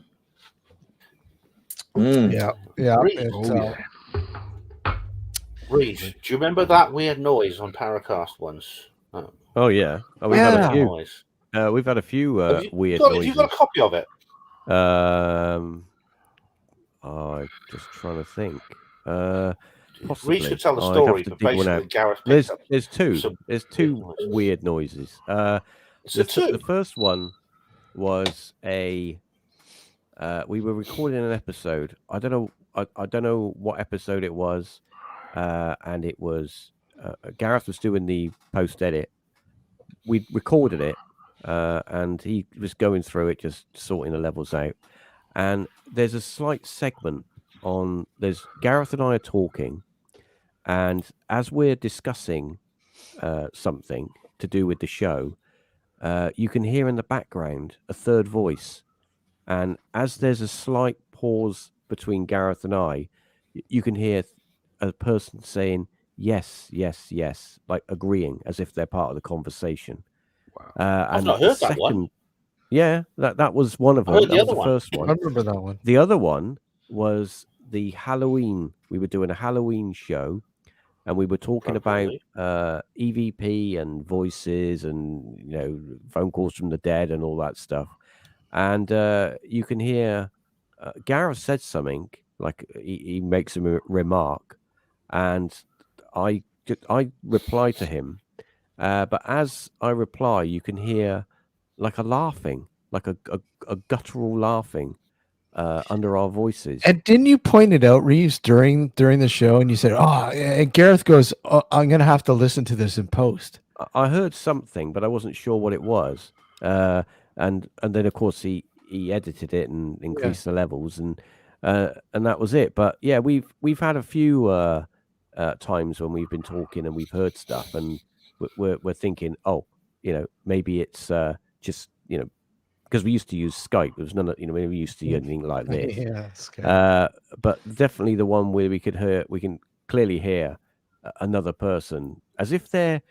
It's almost like they was listening to the conversation and they're like agreeing with us, like they're part of the conversation, that we're not aware of them, being part of the conversation. That was a bit unsettling, like someone was listening in on us. But yeah, so I think twice we've captured stuff that is audible, and I think we played it on. I think we did an episode where I think it was a ParaTalk live stream. Because we got into live streaming for you did, because I remember that. I remember you guys doing that. Yeah, we did a few, and I do remember Gareth when he came on our show. The one time he played it. I don't know if you remember that, Alex. Him playing that sort of clip, and he was like asking us, "What do you guys think of this?" Yeah. What do you think? He's played a couple of clips, actually. Yeah, a couple clips, from the show. While you guys were, it was ParaTalk. I'm pretty sure they were from ParaTalk. And he's like, "Okay, what the hell was that?" And one of them was like an evil sort of growl. Yeah, that was that kind of laugh, that guttural laugh. Evil laugh, sort of growl, sort of. Yeah. And we're like, "Wow, okay, I don't know." I wonder. I still wonder that all of the sounds and stuff that we may have captured that we never heard, because many times we recall a show and you would hear something like talking under you or whatever, and you'd think, oh, it's just Skype, garbage, it's somebody else having a conversation. Like, you remember those telephones that you'd get, and you'd go, Mum, can I use the phone? And they go, yeah, you can use the phone, just don't be any more than a couple of minutes. And then you pick the phone up, and Doris from number 42 is on there talking to her, because you're on a party line. You got to push the button. Yeah. Oh, yeah. On party line. That's going back, isn't it? Yeah. Okay. Hold on a sec here. Yeah, they want me to screen share here. There you go. And that's for Gareth's. When he which one are you talking about? The his experience with the vampire? The nervous teeth one. Here's the nervous teeth one. His vampire encounter that he talked I remember. About. I have a story. I have a story regarding Gareth. Guys. Yeah. And Rod. They went on in their area near them. Yeah. There was a church, right? And allegedly this church was into satanic worship, or there's some, weirdness about it. Oh, hold on. We're going to have to get rid of Alex here. Hold on. He's a Satanist, so just So there was allegedly some weirdness about this church, right? And Gareth, being Gareth, wanted to go and check it out. So Rod wasn't that keen, right? And but he dragged him along anyway. He said, "No, you're coming with me." So they drives down to this place, right? And they park up in the car park, and the church is like across the road from the car park, and they're parked there. And there's like two guys outside in like suits by this church, and they're like just outside. And then of course Gareth gets out, gets his camera out, and starts walking over and filming it. And these dudes come out of this church and start walking over towards them, obviously they're going to find out what they're doing, and all you can hear is Rod going, "Dude, let's get in the car, let's go." And they get in the car, and then as they drive away, Gareth's filming this dude, and he's just stood there staring at him, and you're thinking, wow. That's creepy. That's not what somebody in a church. What's he? And I remember seeing the video. The video's out there. I don't know. It might even be on the Mindset channel, but it was the most weirdest thing. But he used to go on these little trips. He went on the trip to the Entity House. He went there. Yeah. Ben, yawning. He went to the Entity House. Sorry. Sorry, getting a bit late. But yeah, so he would do all these little things. I remember him when he started the Mindset YouTube channel. He would film all these like little clips of him doing stuff, going places. I mean, he got, if you remember, he got involved with when he moved down by the coast. He got involved with a UFO group who used to do daytime sky watches, and they had this wicked setup. They had this huge TV, right, and they had this massive telescope, and they would basically be sky watching in the daytime. Yeah. And some of the videos that he would send me of stuff that they were filming, it was just like bizarre. So it's just like he was into everything, really, doing everything, and he had a little bit of everything. And I just one thing I do regret that I never had the opportunity to sort of go on a ghost hunt with him, do an investigation with him. I think he would be, it would be quite an interesting thing, him and I on an investigation. Yeah, he often talked about that. I don't know how many times, he was like, you guys are so lucky. You guys have been out there, you've investigated, you researched the paranormal hauntings and all that kind of stuff. I really wish I'd love to be a part of that. And I said, dude, man, I would really love to have you a part of it. And, I said, look, when we do this meetup, we got a place we'll take you to. Yeah. And, unfortunately, he passed before that could happen, but man, he was, he would have loved to have gone for sure. Oh yeah. He was, because we kept, like I played an EVP that I captured, in an old farmhouse, and he was just blown away by it. Hold on, let me see if I can pull it up. I'll get your guys' take on it. And I played this for. Yeah, I think I know the one you're on about, actually. Yeah, I think you've seen it, Reeves. Yeah. I don't know if the other guys have, but I played it for him, and he was like, "Wow, that's just incredible." And this thing lay dormant for almost 10 years until I reviewed all the old footage, because I wanted to, I was working on a documentary for it, 10th anniversary sort of thing. I'm like, wow, okay. Guys, let me know what you think of this.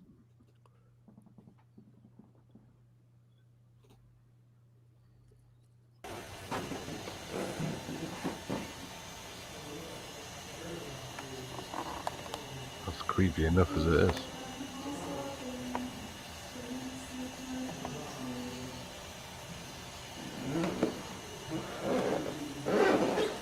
And I propped the audio up a little so you guys can hear it better.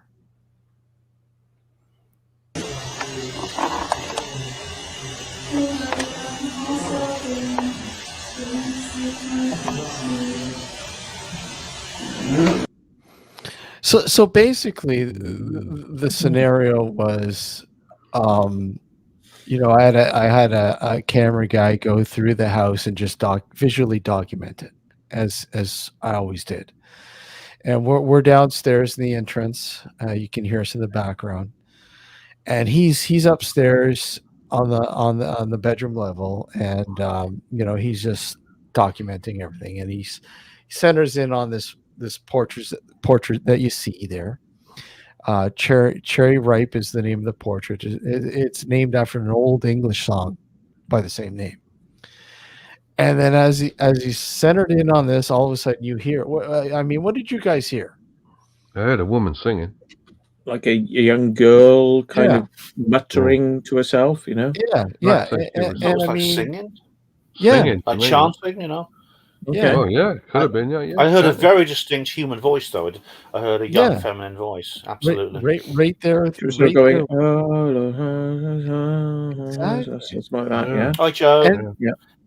We've got Joe and Trevor now in the chat. Hello, Joe. Yeah, Joe and Trevor are there in the chat. And again, I remember the very first time playing that for Gareth, and he was just completely blown away. He's like, I got to go to this place, and this is the place that I said, oh, well, we'll take you to if we get this this meetup arranged. And I said this would be a part of it, and you know what, he would have been. I think he would have loved that place. It's an incredible little place. It everything that happens in there is subtle. Sorry. Laura Belts is asking, Alex, do you ever smile?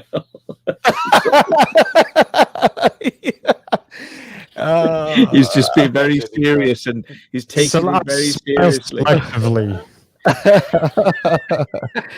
a bit difficult to tell, because there you go, Laura. You've made him smile. You made him smile. There we go. Reeves. If you ever decide to come over here, I would love to bring you to this place, because I know you would probably enjoy it too. That would be an adventure. Yeah, certainly. I'm gonna suggest. Does anybody else want to come up? Because I don't want to hog a space. Well, I asked Frank, because I know Frank. He really had a lot to say, and I think it'd be nice to have Frank up here and I'll step down for Frank. Definitely. Yeah, we'll probably in the last hour we'll probably bring a few people in. That's fine. And again, John, if you want to come back in the last hour, that's great. Yeah, mate. I don't mind stepping down for somebody else. I don't want to hog a space. Okay, we'll bring in Frank. Frank, get your buns up here. Right, I'll go for now. All right, take care. Nice to meet you. Take care, John. See you later. Cheers, mate. And they're pushing him to get up here. Frank, you know what to say, Frank. You're I know he was pretty shocked and rocked at the death of Gareth. So you can say whatever, buddy. I know you want to say a few words, and we'd absolutely love to have you say a few words. That's fine. Yeah. The one thing that Gareth continues to do, and I say this, and I listen, I talk to people and I listen to what people say with their encounters, so many different people, and it's the inspiration. It's not just somebody who passed away. It's look at he was very motivated. He was very motivational. With how he was very inspired with podcasting and wanting to sort of further, the Mindset podcast as it was just audibly.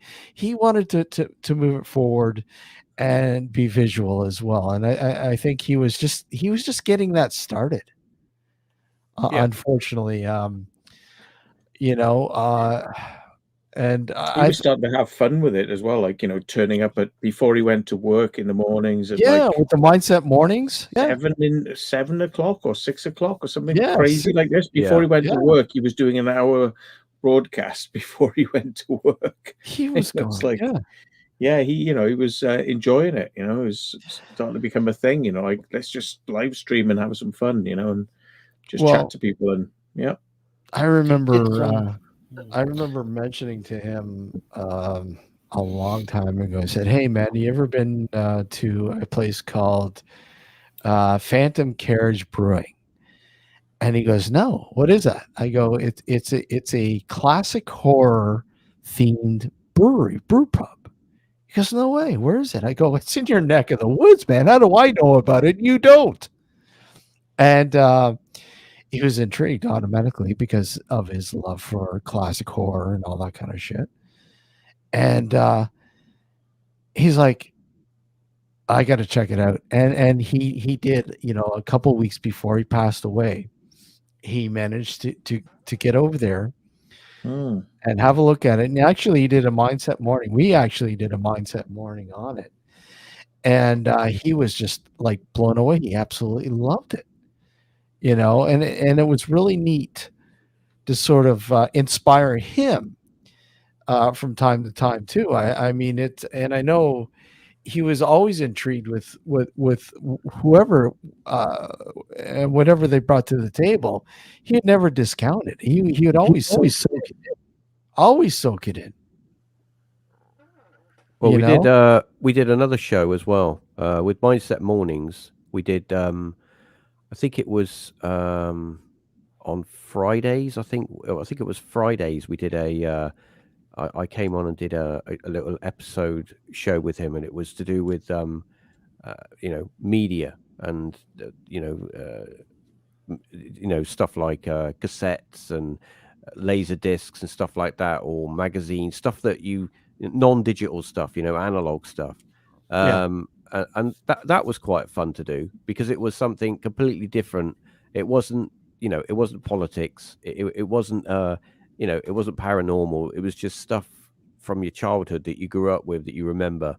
Like we used to talk about our experiences of going to the video shop on a Friday. That was when you're a teenager, that was like the highlight of the week. It was to go to the video shop. You'd give all your money together.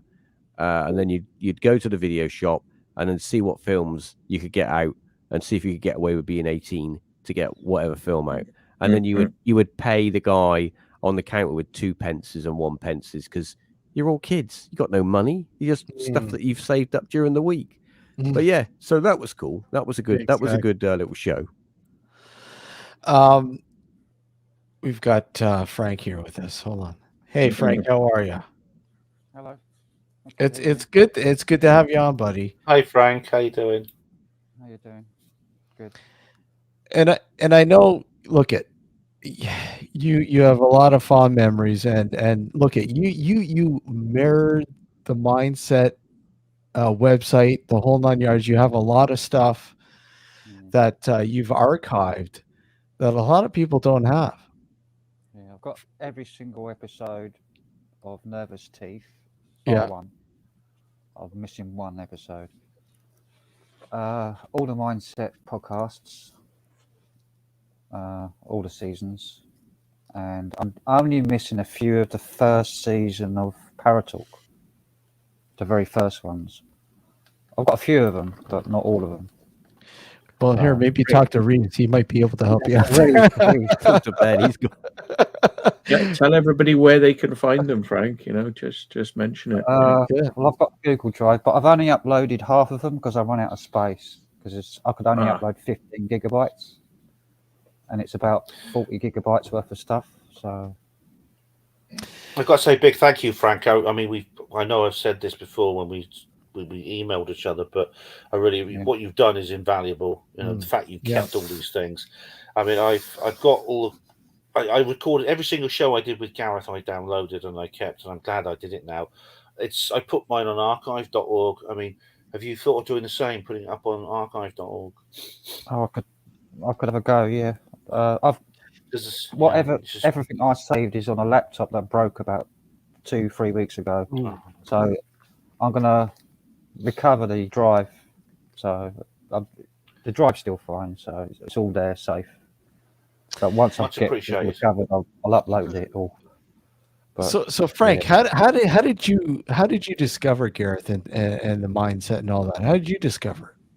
Well, I think it was through Matt. Seen him on Matt's channel when he was on the panel. Matt, it's your fault again. Well, I know about Matt from years back, from the crop circle days. There's those crop circles again. I used to watch. I watched him first. He was on a show with Theo Chalmers back in the day. My big flowery shirt. That's all, Matt. Long time ago. You know what? I have to say, now at least there's two of you as opposed to only one of you. I don't know if anyone's noticed that there's 4 bald guys here, and poor Reeves was the only one with hair. I'm a rock star, so I've got long hair. I've got those. I've got enough for everybody. He's got enough for everybody. What do you mean? It's the Emperor's new clothes. Can't you see my great hairstyle? What's wrong with you? Everyone else can see my hair. Matt's just got the bald filter going on. He's got the bald filter going. You had a Richard D. Hall style black kind of like sweeping shoulder length fuzz. I remember. Yeah. I used to have like long hair. Yeah, it was like, and then it all started falling out. So yeah, I just sold it to a witch, and then she did a hex on me, and she cursed me into being like the man that I am. So the reason why I first went on to Gareth's panel on the house was there was one evening I was typing in the chat because I was really upset over what happens over at Ian Crane and what was posted by a certain person, Mr. Johnson. Yeah. And so I was asking, he's already come. I was asking Gareth if he knew about it in the chat, and then he was like, "Frank Triggs, who's this Frank Triggs? This mental case? He's a mental case. Get up here! Tell me what you're talking about." So I went on camera on the panel for the first time in my life, being on camera, and I was shaking like a leaf, and then we hit it off. It was good. So what did you like about the Mindset podcast? What did you like most about it? The subjects. It was different every week. It was, you never knew what you was going to get, but it was always good. So did you prefer it as a podcast, or did you like it when you started doing the live sort of aspect? I preferred the live did shows. You? Yeah. And I guess it was nice that when he started doing the Friday Night Howls, like you said, he let it loose, and he allowed people to come in and talk about whatever, including us. He made you feel like you knew him your whole life. Well, that's how he made me feel anyway. Yeah. when you spoke to him, it didn't feel like you were speaking to a stranger, or Oh, it just made you feel like one of the lads. It's just, but you know what, Frank? You're a talented musician, a guitarist, man. You are. You're very talented. thanks. No, you are, man. I've listened to a lot of the stuff that you've posted on your channel, man. It's really good. And the live stuff, Yeah. you know, you're doing a lot of live stuff now, right? I've You're done, playing He has become the spirit and embodiment of the Friday Night Howl, haven't you? You've taken it over. Taking You it are over, now man. the Friday Night Howl. You're the Friday Night Howl guy, man. Yeah. I've done 3 gigs this weekend. I had 2 yesterday, afternoon and evening, and 1 this evening. So I was got home and then come on here. Good stuff. Yeah, well, I know you were looking forward to it when we were originally supposed to do it Friday night, but we had to reschedule because of several different aspects. But we're glad that you're able to join us tonight, man. Yeah, well, for some strange reason, our first gig got cancelled mysteriously. Oh, really? And then our second gig got moved earlier, so we could get home early. Are you Maybe- saying maybe it your was first Gareth. gig was cancelled? You were cancelled? Yeah, apparently it was a double booking, and that's what they said. We were double booked. We're supposed to be Have you playing been next week. speaking out about transgender people, Frank? What are you doing? You were cancelled.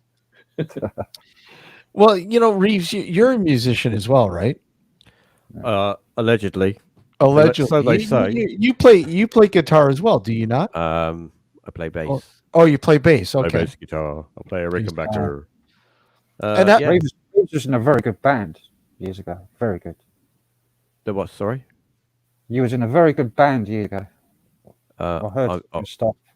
still am. Oh, you're still You're in. You're still doing it. Well, I didn't know you were still doing it. Yeah. We've played with Stiff Little Fingers, Bad Manners, Secret Affair. We play with a lot of acts that we kind of grew up listening to. So it's kind of weird how you they say never meet your heroes. It's really weird. It's really weird being in a band at school and then growing up and then not really getting anywhere, just playing, pubs, and then you all grow up, you have kids, and then you kind of push it to one side, and then we reformed in about 2015 as a bit of fun, just as to dare ourselves, because we were all getting on. We're all in our 50s now, and it's kind of like, well, let's just do something. Let's see what happens. And we've had, believe it or not, we've had more success with musically. We've had more success in the last 7 years than we've had in the last 20 odd years of being in a band and playing, all those crappy pubs and stuff. Because at the end of the day, you got to play the pubs to sort of learn your craft, and then you get to play the more sort of upmarket venues. And I everything I've done musically has been great, but I never, anyone that's at school is a musician. They all want to be a pop star. They all want they all want to get signed up and have a record deal and all that. And we had all those thoughts as well. But when we got back together, it was like we didn't have any of that. We just wanted to do it for a bit of fun. So yeah, I'm still playing music, not as often as I used to, but I'm still doing it. But at the moment, my priority is podcasting. Really, I'm kind of really sort of into. Now that I've found my sort of dynamic with the whole podcasting thing, and with ParaTalk, I've kind of found my footing with it. As I said earlier, I didn't know which way to go. I didn't want to sort of emulate what Gareth and I was doing because I couldn't. But it's nice to have. I've had so many different guests on since I started at the beginning of the year, and some of them. I mean, for example, Kieran O'Keefe. Never thought I would be speaking to him on an episode, but yeah, I just contacted him and said, "Kieran, do you want to come on?" He's like, "Yeah, all right." And it's just like, wow, these people do want to engage. They do want to have a chat, and other people, just general people that I've never had no idea that they were around, and just send them a message. I like what they do, and they're like, yeah, I'll come on. And it's quite interesting to hear all those different sort of people's opinions, like we're talking here about different paranormal stuff. It's great. I think it's it's great. But yes, to answer your question, Frank, yes, I still play a little bit, but not as much as I used to. And do you have the first season of ParaTalk? Do I have the first season of ParaTalk? Well, there we go. I can tell you right now that all of ParaTalk used to be available, and it used to be available because Gareth had private servers, and all of the audio was hosted on private servers. When Mindset version 2.0 went online and went live, all of that was removed because he basically installed a complete new platform. So all of that stuff that was available was no longer available. And then what he did is he uploaded, select episodes of ParaTalk to various places, because then we started hosting in other places. The only thing I can think of is, are you a member of the Patreon? Do you ever have access to that? Because I don't have anything more than what would be available online, unless it's stuff. I have about 20 episodes or 15 episodes, I think, of the first season. Yeah. So I managed to get it using the Wayback Machine on MindsetCentral.com. I would say they were most probably are out there somewhere, because once they were on the Mindset website, they would have been aggregated to other websites. So I would say that they have to be out there. I most probably, to help you in your quest, somewhere on a hard drive somewhere, I most probably have a text file of all of the episode titles. So that might be able to help you. But that would take some time with me looking. If I do find it, I'll send it on its way to you. But the thing is, with ParaTalk, with Gareth and I, we never set out to be like mega podcasters. We didn't want to be the Joe Rogans of the paranormal. We had no interest in that. We were just doing it because we enjoyed talking about ghosts and UFOs, and it was a bit fun. And there was a point where ParaTalk got even more popular than Mindset Central. It was getting more downloads per episode than Mindset. And we thought, well, why is this? And then we kind of realized that the reason... Paranormal. Well, yeah, paranormal, but also because we weren't putting too much effort into it. We were just two geezers chatting about stuff. We pick a topic and we would just talk about it. And I think that some people, they would like that. It was real light, lightweight stuff. And we were just cool with doing it. And there wasn't much effort put into it.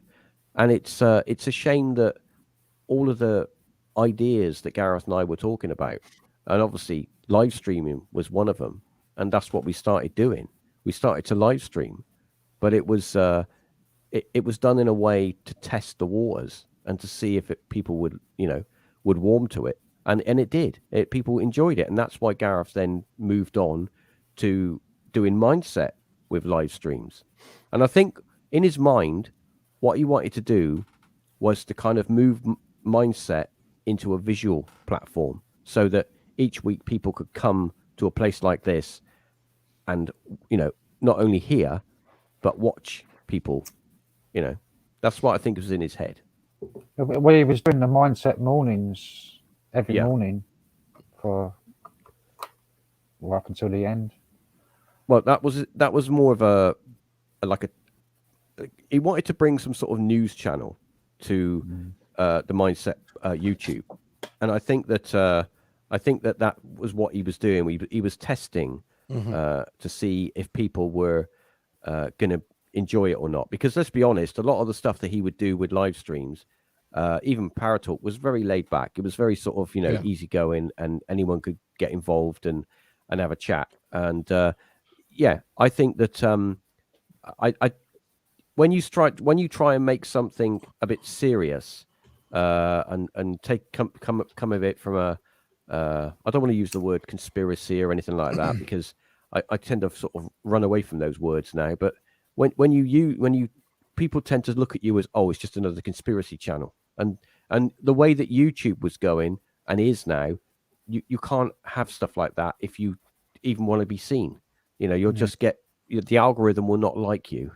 You know, so it's you have to sort of play that game, and I think that's what he was doing, because he was doing it in a more of a laid back way and a more of a fun way. And I think that he was getting established and building the channel and building the brand, if you want to, use a coin a phrase. The one thing I liked about the Mindset Morning, and it's the smallest little thing, but it was pretty cool, was this dual camera when he'd let's take a look outside the window here. Weather cam, yeah. The weather cam. I'm like, this is cool, man. I love it. I said to him once, I said, you've got a weather cam. You might as well just take a picture and show the same picture every day, because it's always sunny, mate. I know. Sunny. It never rains. It's always sunny. Guys, it's 7:55. I mean, it's up to you guys if you want to stick around for the last hour. I mean, if you guys want to go, that's completely up to you. But before you do, get your info out there. If you want to stick around, please, by all means, we'd love to. Love to have you stick around. But I mean, that's completely up to you guys. I know it's pretty late there in the UK, so I'm going to have to head off, I think. Yeah, I'm jumping ship. Really I didn't realize it was 1 a.m. Absolutely, guys. Ben, get your stuff out there so people can check you out there. Sure, it's Hospital Porters Against the New World Order. Just put in HPANWO, you'll find me. I've written a book called Roswell Rising, a novel of disclosure, and which I think you'll like if you like this program. So check that out. It's linked on my website. Rising. Yeah, and, Rise. Yeah. shameless plug over with. It's been a good. I've really enjoyed it, and it's great to meet you, Frank, for the first time. It's great to talk to you for the first time. And thanks for everything you've done. And let me know how you get on with the archives you've got. And I'll see the rest. Thanks for having me on, Steve and Alex. Much appreciated. Well, we'd love to have you back. You know that, Ben. You're always welcome on the show. Oh, let you get back to your My Little Pony cushions. Yeah. If my friend's really looking after me, Take care. Take care, Ben. Take care. Bye, guys. Thanks. Bye, everyone. Keep doing it. Talk to you again soon. Take care. Reeves, go ahead, my friend. ParaTalk Podcast. That's all you need to know, really. ParaTalk Podcast for all of your podcast paranormal goodness. That's about it. New episodes every week, and I think all the links to social media and all that are on there. And I have to thank you go. too. What's that picture you got in the background?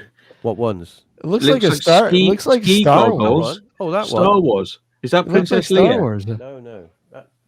That's an original signed Mark Hamill. Oh, Mark Hamill. Mark Hamill. That's cool. Right. Yeah, they are. Right. Good eye there, Matt. Good eye. I've got Carrie Fisher behind me. Not literally, I think. Yeah, she's behind me there. We have to thank you, by the way. Our season 15 kicks off in September. Paranorm Girl. Oh, Kristen. Yes, she will be on the show. Yeah, she's very knowledgeable. She knows lots of things. You've got a good guest there. No, I said to her, I said, get in touch, because she was always sort of looking to get out there a little bit, and she knows her stuff. And I had her on the show, and we had a really good conversation, and we still chat now, and we stay in touch and that. So that's good. You'll definitely She's have great. plenty to talk about. Yeah, I've been binging on her shows. Yeah. Yeah. What I like about her shows, which is I've never seen before, is that every season is a topic within itself, and each episode is a part of that topic. So every every episode looks at a different aspect of the topic that she's covering in that season. It's great how she's done it. A lot of work. I said to her, it's a lot of work, but that's the way she does it, and that's what makes her show quite unique, actually. So yeah, you got plenty to talk about with her. Definitely, you got that's really one I'm going to be tuning into anyway. So well, thank you, and thank you for pointing her out as well, because I mean that's we're looking forward to having her on. So you might want to you might want to get Becky Ann Galatine on as well. She's from your neck of the wood, not exactly your neck of the woods, but what's great about Becky is that she's into the paranormal. She's doing her investigations, but she's also a licensed mortician. So oh yeah, I was listening to the show. Good show, by the way. That's right. I mean, she's got. You wouldn't think so. I mean, you'd think, she what does she know? But she knows an awful lot. I mean, she hasn't been doing it long, but she really has been sort of learning and sort of getting into it and going to places, and she's got some interesting ideas and concepts. But as I say, when I started to talking to lots of different people, I was like, wow, there's lots of people out there and they've got some really radical ideas, and I kind of like it because it makes you think more about what your thoughts are on it. But, send me your particulars if you can, Reeves, and I'll shoot her a message. I'll shoot her a message, and the weirdest stories. They just their body sat up and then farted and they went back down. All that sort of like malarkey. But it definitely an interesting guest, put it that way. Yeah, conversation. Definitely look into that, and we're looking forward to Kristen. All right. Well, thanks everyone. Thank you everyone for coming and supporting this live stream. Gareth, So I'm sure that in some way or other, one of us will pop up on whoever's. I think Matthew's on the list for ParaTalk. I've got him on the list at some point. He's going to be I'm going to be picking his brains. I do anything for somebody who looks like Gary Oldman. Oh yeah, there you go. Anyway, so time for my bed, I think. Well, you take care, and likewise with Ben. You're always welcome here on the show, and we look forward to having you back on, Reeves. All right then. Night, everyone. Take care. Take care, Reeves. Bye then. Take care, Reeves. Bye. Yes. And then there were 4. And then there was 4, and there'll be 3 shortly. Gareth's. Hold on a sec here. We have Gareth's brother here. Hold on. Oh. Hey Richard, how are you? Hello. Rich. How are you? Good. How about you? I'm fine. How are you doing, man? All right. Not too bad. It's good to see you, man. Yeah, and you? I mean, we chatted briefly on Messenger and through email, so it's good to finally meet you. Yeah, you too. I'm a bit late because I had to go to work. See. Oh, that's okay. We're holding the reins for you, man. So we had Ben was on and Reeves. They were on earlier. They actually just left. So we had some pretty good stories. I don't know if you were able to catch any of it, but you will be obviously afterwards. Yeah, I'll watch it later. Yeah. So I mean, I know obviously you're still it's still pretty hard, only being a year later, and I know how you feel, obviously, with my mother just passing away, and it's it's pretty fresh. It's with Gareth though, it's a year later. It still must be pretty hard, man. Yeah, it is very hard. It's not a day goes by that I don't think of him. He's always on my mind. It's I'm just getting a adjust for your voice because You know, I joked with Gareth the very first time when I met him. Like I said to these guys, I said, "You do not sound like you're Welsh. You sound like a New Yorker to me, man. Are you sure you're from England?" He's like, yeah. I'm from Swansea. Kevin Coy does Swansea. it happen. The same hospital Yeah. Matthew explored. Kevin Yeah. Coyd. They send him up the Coyd. If they're a bit mad, they send him up the Coyd.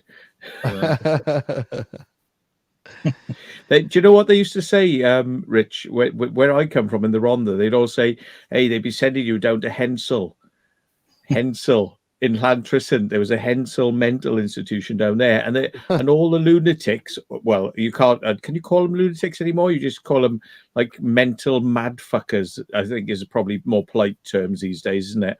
You know, they'd be all on the lawn." So as the lunatics were like literally out on the lawn, just walking around, nothing to stop them, escaping. They could just walk off if they wanted to. But anyway, seeing as you knew about Kevin Coyd, I think they did keep him a little bit more locked up in Kevin Coyd. It's a special place. There was a lot of nurse ratchets working there, let me tell you. God, it looked depressing inside there, mate. Oh. Gents, before you go on any further, I have to hit the road. Yes, Alex, take care, my friend. Yeah. Cheers, mate. Have a good night, everyone. Rich, nice to meet you. Yeah. Take care. Hey, take care. Keep smiling. Yeah. For Laura. She'll be happy. I will. There Take we care, are. guys. Laura's going to be happy now. It's funny because that's not the first time. It's like, is when we weren't, is he awake? Yeah, well, that's the thing, right? When we were broadcasting just live radio, it's like, is Alex still there? Is he awake? And being live on YouTube now, it's like, well, hey, you can see he's still there, but he's not doing anything. What the hell? What's going on? Hey, Rich, if you wanted to go and do Kevin Coyd Asylum, by the way, as an Urbex. I'm sorry, it's a bit off topic, but before it get. You should have got in touch with me. I want to come with you. Oh man, do you know what? There you go. I will come back and do it again for you, but other people say like, "Oh, do you want to come back down there and do it for us?" I said, "Oh God, I've already done it once, but I'll come back down and do it for you, mate." Oh. Yeah. Do you want to do it? Get the ladder, climb over the wall, get in there. Yeah, I'll do it. Yeah. Do you want to do a nighttime one? We'll do spooky nighttime one, even. The violent would be great. Huh? Make it even more mad. Do it at a nighttime spooky one. Yeah. You want some of that shit here, right? Okay. Right. Ooh. So what the limit? what's the difference in age between you and Gareth, Rich? You were 6 years older than me. 6 years? Now, were you guys pretty close? Were you guys pretty close before he moved away? Or even after he moved? Yeah, we were pretty close. Even though I used to pick on me and stuff, push me away when I used to follow him, but we still close. As brothers do.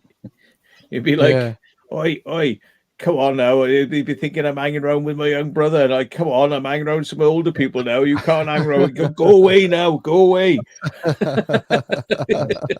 Yeah. But I was so determined I'd still follow him. So were you? I guess you. I guess you were an avid listener to what he did with the mindset and all that stuff, were you? Yeah, I never went on that mind, but no, but you listened to it and whatever else when he published it, and I always used to listen. Yeah. You were in chat. You used to chat to each other every week or something. He used to ring you up, didn't he? Was it every week or so? Yeah, I used to speak to him all the time. Yeah. My mother used to speak to him every day. Wow, bloody hell, that's amazing. I wish I was such a good son. I'm not as good as that. Well, Matt, I'm still living with my mother. All right. Oh, you get to speak to him quite a lot then. And how's your mom doing? Everything good with your mom? Yeah, well, she had an accident. A car rolled down the hill and smashed into her. Well, my brother was here then. He was here then when it happened, and she's recovered now. She's still something. She can't walk properly. Oh, but she's a lot better now. Ouch. Yeah, it's always a sore spot. Like I said, I just lost my mother a few weeks ago, so it's a tough. When my mother goes, then I got no one. I'm on my own. Well, you have us, buddy. You have us. You do. It's tough. It really is, man. It's like I said, your brother was a great guy, man. And you know, I didn't know him as long, obviously, as you and some other people, but he was an amazing inspiration on me. Like I said, we had many chats, and we talked quite often, and he continues to inspire, man. He was a great human being. He really was. Yeah. Mind you, Rich, I've met you, and I know you're a bit of a mad bastard behind the scenes, but you're not one of these like mad bastards broadcasting. But we've had a chat, me and you, and I know this guy is a mad bastard. No, I used to be, now. I calmed down. Yeah. No, I know he likes to laugh. He's just not the broad. We lost him. He's not the broadcasting sort of person. He's not the broadcasting mad bastard. He's not a mad bastard broadcaster, but he's definitely he's definitely got a wicked sense of humor. Yeah. You can see the resemblance. Like, you met him. Like, I mean, how? Oh, here he is. Yeah. Back. There we are. Yeah. So I'm gonna now anyway. Punch is coming on. Hold on. Sorry you dropped off. Hello, Dan. Oh, bloody hell. Dan. Hello. Punches. Yes. Somebody who is an avid fan of Mindset and a regular to the Friday Night Howl. Yeah. And so on and so on. Nice to meet you, Rich. That's what I gotta say is cheers, my dears.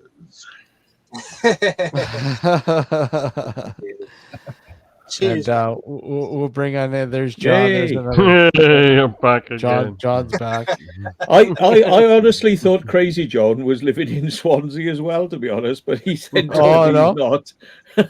He's like he sounds like he is. Where are you? I thought he was Swansea or Port Talbot, but he's not. He's in bloody Plymouth. John, where are you again? Plymouth, yeah.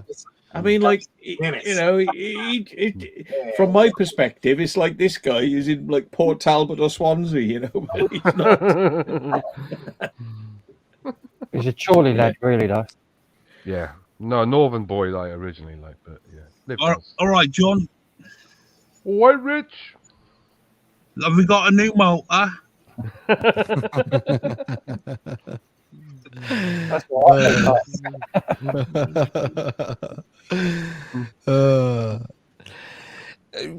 Rich, say something about Gareth. Like, I mean, I'd love to hear what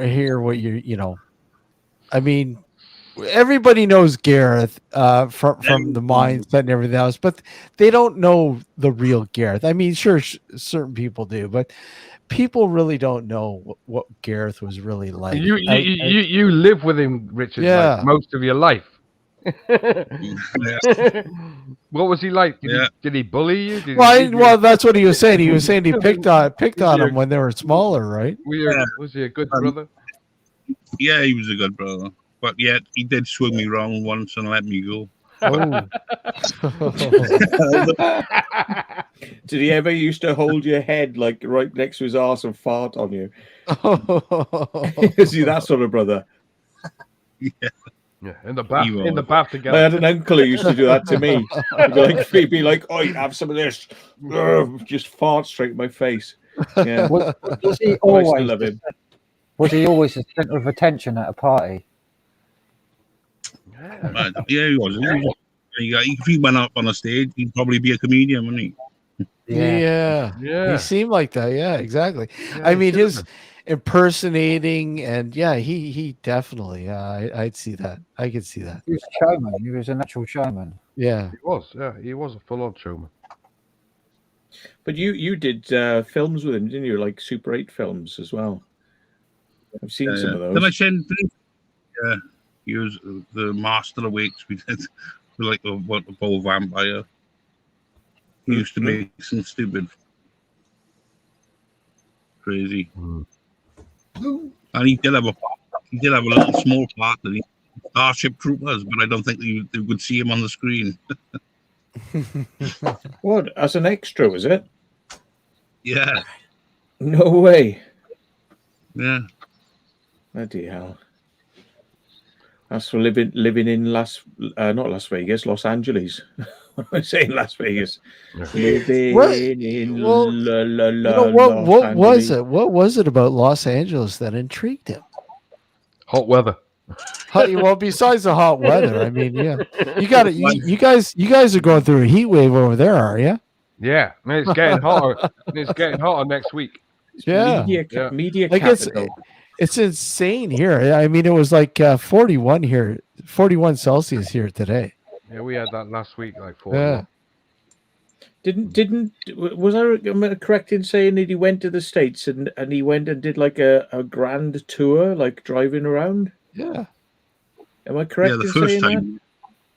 And the first time he went, yeah, he went with I don't know if you know Daryl. He went with Daryl and a few of his mates. Yeah. Yeah, Daryl. We asked Daryl to come on today. There's some photos because of the Gareth's photo album still online, and you can some photos of when he first went to America. And I have to thank you, Frank, for pointing that out because I used some of the photos for the collage for the beginning of the show. I don't know. Did you want to see that, Richard? Say it again. I put a little tribute together for the beginning of the show. I don't know. Did you want to see it? Well, I'll just have a look at it later on. I can see that. I can watch it then, can I? Yeah. Sure. That's entirely up to you. Yep. I think my mother will watch it as well. Okay. Yeah. But she gets so upset though when she watches these things. Yeah, true. Completely understandable. Completely.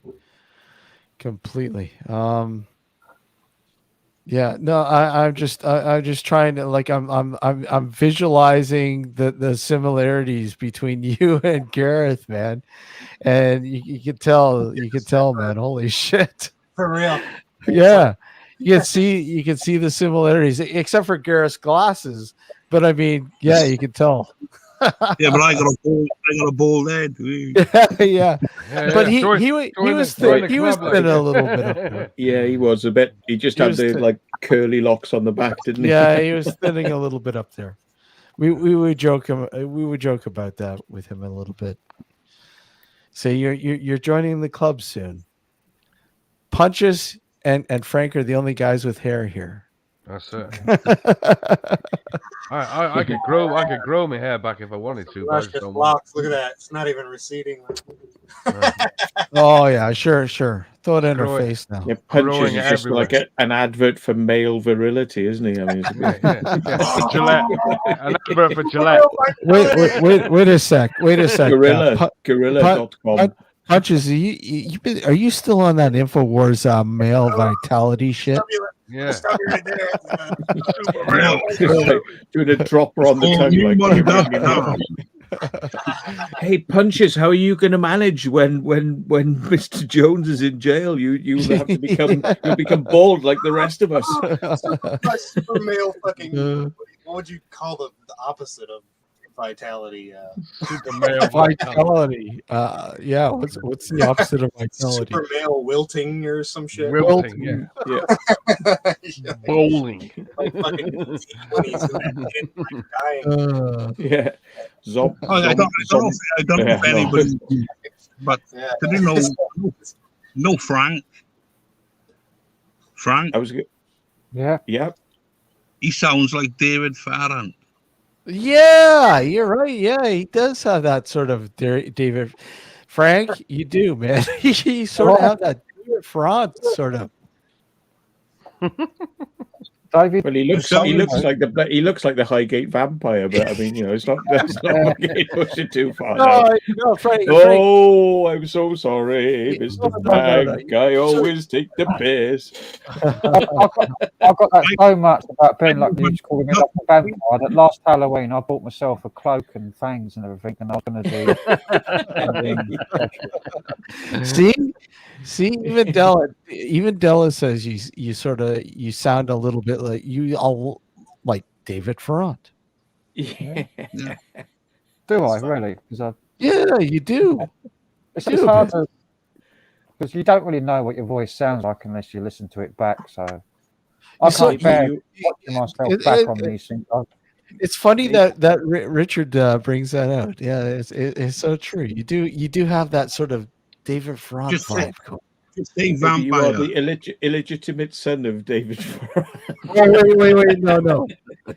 Sorry. Della says you don't sound anything like David. Sorry. Oh, there you go. Right. I dislike you. We wasted a load of jokes then on that. Right. Okay. Sorry. Thank you.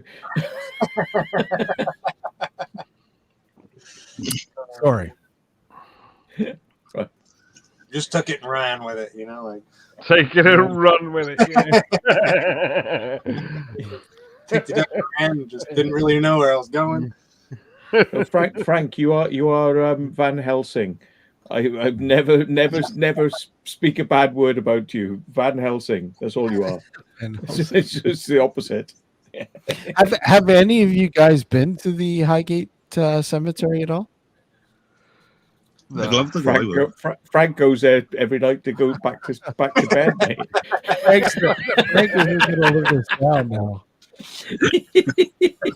Sorry, Frank, you're not going to live this down now. The past couple of weeks, I've actually been going to bed before the sun comes up. So yeah, exactly. Yeah, Going to bed before that's my case.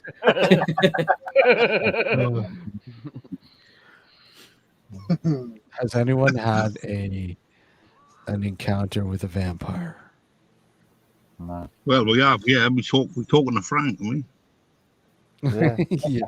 Anytime somebody knocks on your fucking door and they're a stranger and you don't know them and you're not expecting them and they ask to come inside, that's a vampire. It's a vampire. Vampire. That's ever happened to you? like Frank gets his food delivered by Ocado and he's like, what time? It's like 4 a.m. It's okay. What did Rich say? We lost Richard. I saw it in his mouth and then he dropped out. I gotta say, this stuff right here is fucking amazing. You keep showing that. In the end, we're going to talk about it. New Belgium. 500-year-old recipe. I'm used to it. Della saying, "Don't let them wind me up." No. Just banter. Yeah, just filler. Yeah. Okay, so Dan, we never got a chance to ask you. Okay, so with Gareth, what was your introduction to Gareth and the mindset and all that kind of stuff? No, it was on Matt's. It was on the Secret Vault. See, Matt again. This wildly popular show called the I didn't know anything about him until I saw him on Secret Vault. Yeah, and what did you think when you first your first introduction to Gareth and all that? I really liked how he presented everything. Like, I thought, like, man, this guy's really professional. And there's there's not a lot of people there. It's like, this person deserves my attention, right? Like, that's how I felt. I was like, this person deserves my attention. Yeah.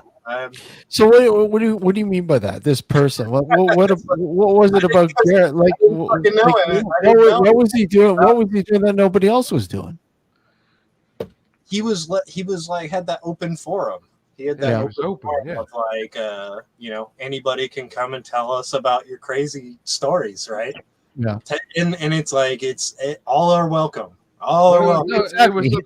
He never viewed you as somebody who was crazy. He was intrigued by your story. No, it was that philosophy of, if you're interested and you've got something to say. Yep. That was what it was all about. Interested in something to say. I don't know where we got the idea with Tony, but at the end of the day, but it was, What's up? Won't you come back home?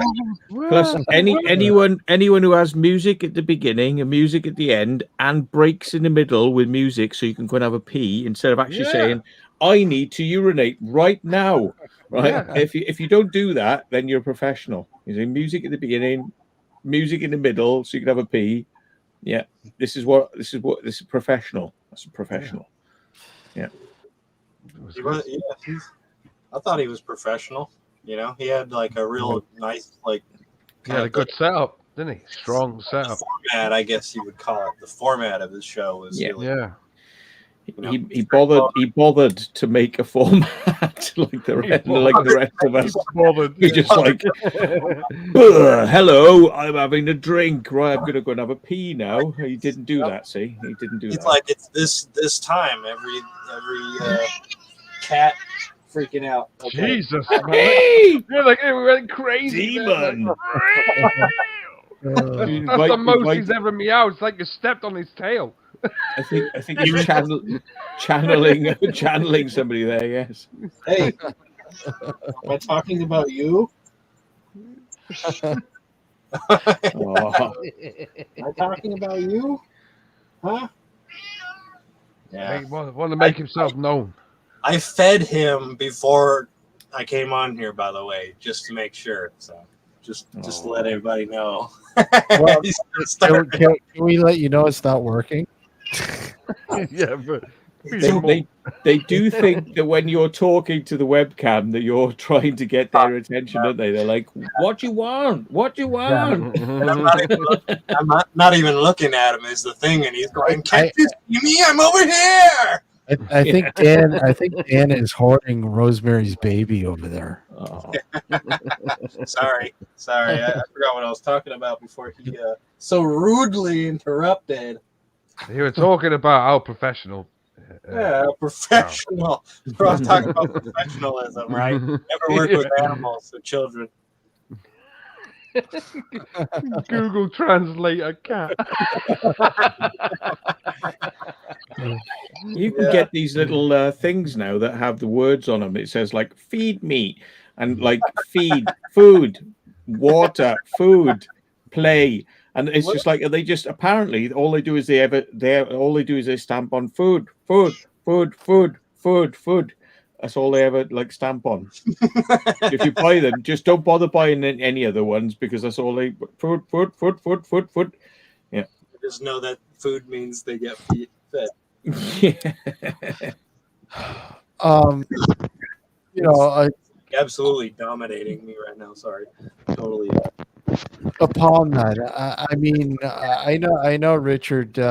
We kind of briefly chatted about possibly trying to make contact with Gareth through audio recordings because I know we had a little chat about that.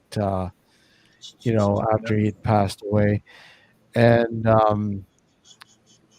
I would love to do that, but I don't want to do that out of disrespect to anyone. I really would not want, unless you have no problem with that.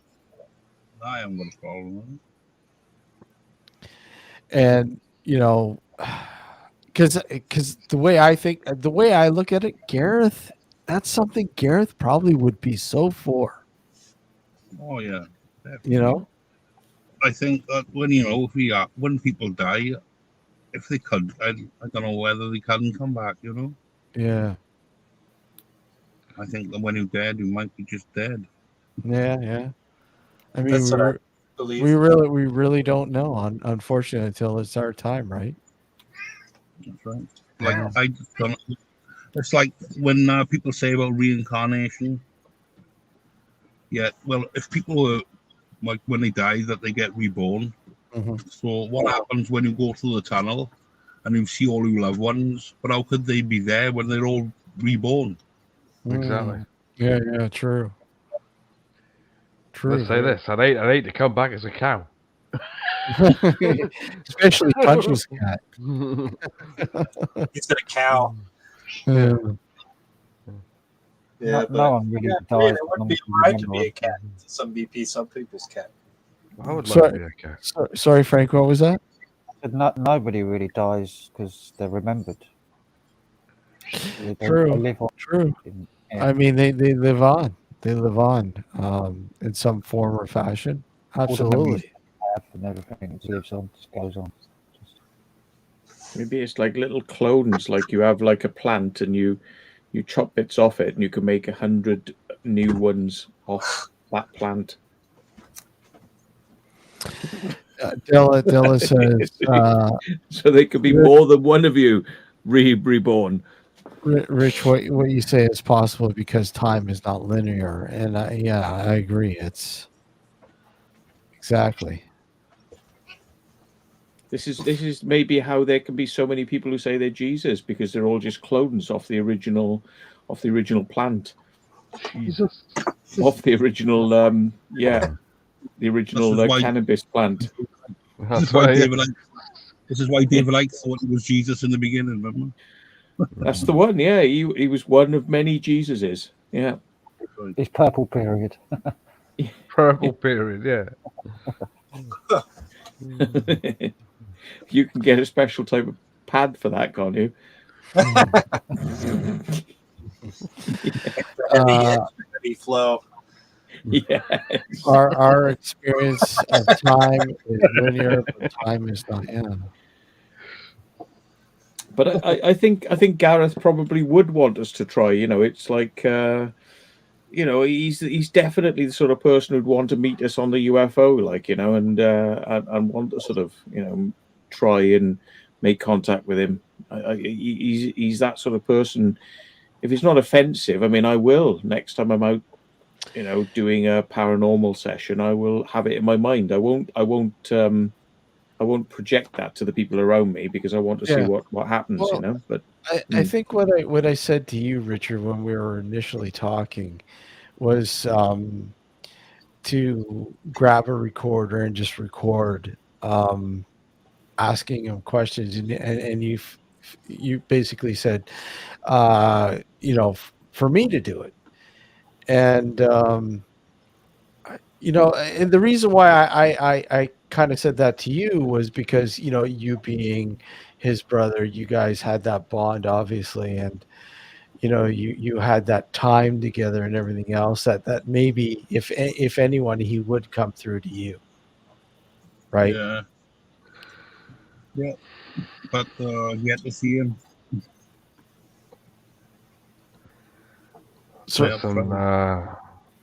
this is there. Colin Fry, like the famous medium, never came back. Nor did Derek Akora. Yeah, but you're looking at people like kind of shifty, like they never came. They never came to anybody. Is that Colin Fry dead? Is that Colin Fry dead? Sorry, Richard. What? Is Colin Fry dead? Is he? Yeah, he's dead. He's been dead now for about 3 years. Yeah, 3 or 4 years. Like, yeah. Mind you, I don't think everyone comes back immediately straight away. So it sometimes takes a while before people start appearing. Well, they apparently you have a sleep state. They call it. When you die, you go in a sleep state, and I don't know how. There's no time period, you know, because obviously when you go on the spirit plane, there isn't a time period. Well, I think a lot of it has to do with the frame of mind and the situation in which you die. I mean, if you die confused, you don't know that you've passed away. You don't know, or you have unfinished business, perhaps things that would make you, like your soul, your energy, whatever, wander. The reason why a lot of people believe that a lot of these incidents happen because restless souls. Yeah, I mean, if that is, and I'm 72 years old, and I died in that chair. I had a brain hemorrhage in that chair. Jeez, I thought it was Charlie Bronson for a minute then. Yeah, Charlie Bronson. I was going to grab a recorder then. I was like, shit. We're having a moment here, folks. Is that the future ghost of Crazy John there? Yeah. But you know what? We'll have to listen to if we have to listen to the audio. Obviously, to this, you never know, man. Something might come through. Do you know what? When Reeves was saying earlier on about recording when you're asleep, I would love to find what he did that with, because I'd be well into that. Recording when you're asleep. Yeah, Definitely. Yeah. A little recorder. I used to leave. Well, he said he did it on his phone, but I mean, yeah. You'd be surprised what comes through when you're sleeping. Yeah. Apart from me snoring and farting, like the secrets that you share, you may not want to get out. No. What? It'd be like that. I just put it in the wash on 60 degrees. You know, it takes a couple of hours, and whatever comes through after I've been sleeping is like, you know, erased. Yeah. I think that's a brilliant idea. I mean, just a regular recorder, regular audio recorder, and just hey. Yeah, I'm fascinated by that. I've done it many times, not while I'm sleeping, but like I said, some of the EVPs I've captured are just like, wow, okay. You know, I filmed once in the back bedroom, like, and they had loads of orbs appearing in the room, like. Loads. John, come on, you don't believe in those orbs, do you? Oh, I do. I believe well in orbs, like, yeah, definitely. Why? Just because I think an orb is like a sign of something there. Now, one that you recorded or one that you can visually see? I saw it on the camera, like I did it on a camera. I left the camera in the room. I left it in there, went away for about half an hour, 45 minutes, and there was orbs in the room. And you don't think that could be environmental? It was not. It could be dust. You mean, the day could be dust. You never know, but there was a lot of them floating around, like. I took a bunch of pictures when I renovated my my old house, and because it was built in the 20s, and when I was renovating, I took a bunch of pictures. I had like sanded the floors and peeled all the wallpaper off the walls and stuff, and a bunch of the pictures had like hundreds of orbs at different distances and different sizes. Yeah, and I figured it was just particles from me ripping stuff out of the walls and the floor, and it's floating around. I'll tell you another weird one I had. Like I remember seeing a friend I knew. She had a big family, and she I was an ex-girlfriend of mine. She's now passed away, like a few years back. But they took a big family photograph, and they did 3 pictures, and one of them had a bright light in it, just appeared, like above them, and they said that was her. She was there, in the picture, like, you know, and the other 2 not there. So she just appeared for a picture, like as a star, as a bright, like a little starlight in the top of the picture. Yeah, weird, really weird. But yeah. What do you think about orbs, Matt? Well, there have obviously, you know, people take a lot of photos of dust. Well, that's a given. Okay, so we'll start off with the baseline, right? Yeah. You know, especially on cameras with small lenses, the smaller the lens, the more you tend to get it. with bigger lenses, like, big camera lenses, you don't get it so much. You get it more with flash photography. Yeah. Hello. Way up. And but the thing is, I'm not interested in those types of orbs, right? I mean, what I'm more interested in is these objects which appear and in one frame move just an incredible distance within one frame, and everything else in the shot is in one place, but this thing has gone, like a light. Yeah. And if you work out the speed that you'd have to travel to do that distance, I mean, and there's no way you couldn't even shake the camera with your hand. You couldn't even shake it by hand, to produce that sort of effect. Then it becomes more interesting. Then orbs become something, I think. Yeah. We were in that pit. You did the Palace Theatre like in Plymouth, like, right? Mm-hmm. Now we were in there. That's known to have ghosts in it, right? So we're on the right at the top balcony, and we're like taking a picture over the top balcony. We did 2 shots. One shot, nothing in it. Next shot, a great big white thing's just gone by, like that, in the shot of the picture. I mean, white. I mean, it was like that long. White, straight through, like, weird. Yeah. If you look and the smell around as well. You could smell perfume around as well when that happened. Is there someone behind me? Can you check? Hey, don't tell me about that. I've had that in this house as well. Somebody seeing someone behind me, like, ring. You're in a caravan. You got the window open. There's somebody out like a Bigfoot looking in through the window. I had a very, very strange one night when I was doing we went to see somebody who's was reporting they had a lot of UFO experiences, and we went there and had a chat with him, and initially I was kind of starting to become a little bit skeptical, because this it was a male, young. His family were very religious, and I was thinking, is this guy sort of trying to project something, is because he's kind of trying to break out of this religious paradigm he's in, with his family were very religious.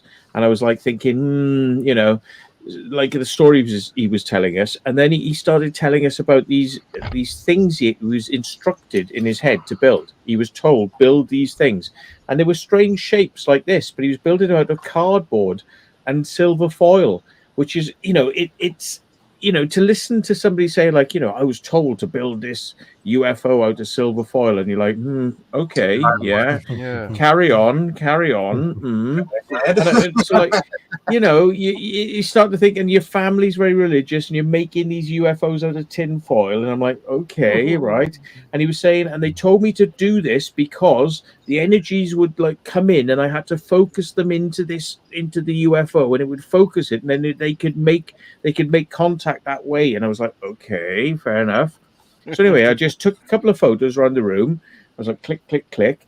And then we went outside, and he said, oh, well, nothing seems to be happening tonight, so let's go outside. And we were like, okay, fair enough. So we were sitting there, and he put one of these objects down on the ground. He was saying, yeah, they can send their energy into this thing, and then something will happen. And I was like, okay, well, that's fair enough. So I was like, we're waiting around. And I pulled out my night vision, and I looked at this object, and I said, so you've got a light on it, yeah? What you put a light on the thing then? And he goes, no. What do you mean a light? And I said, well, you've obviously got a light on top of it, yeah? And he was like, no. And so I was like, look at this. And I handed the night vision over, and there was a little light on top, like on the tip, like where this thing is. It's like on the tip. It was like a light. And I said, like, what's this?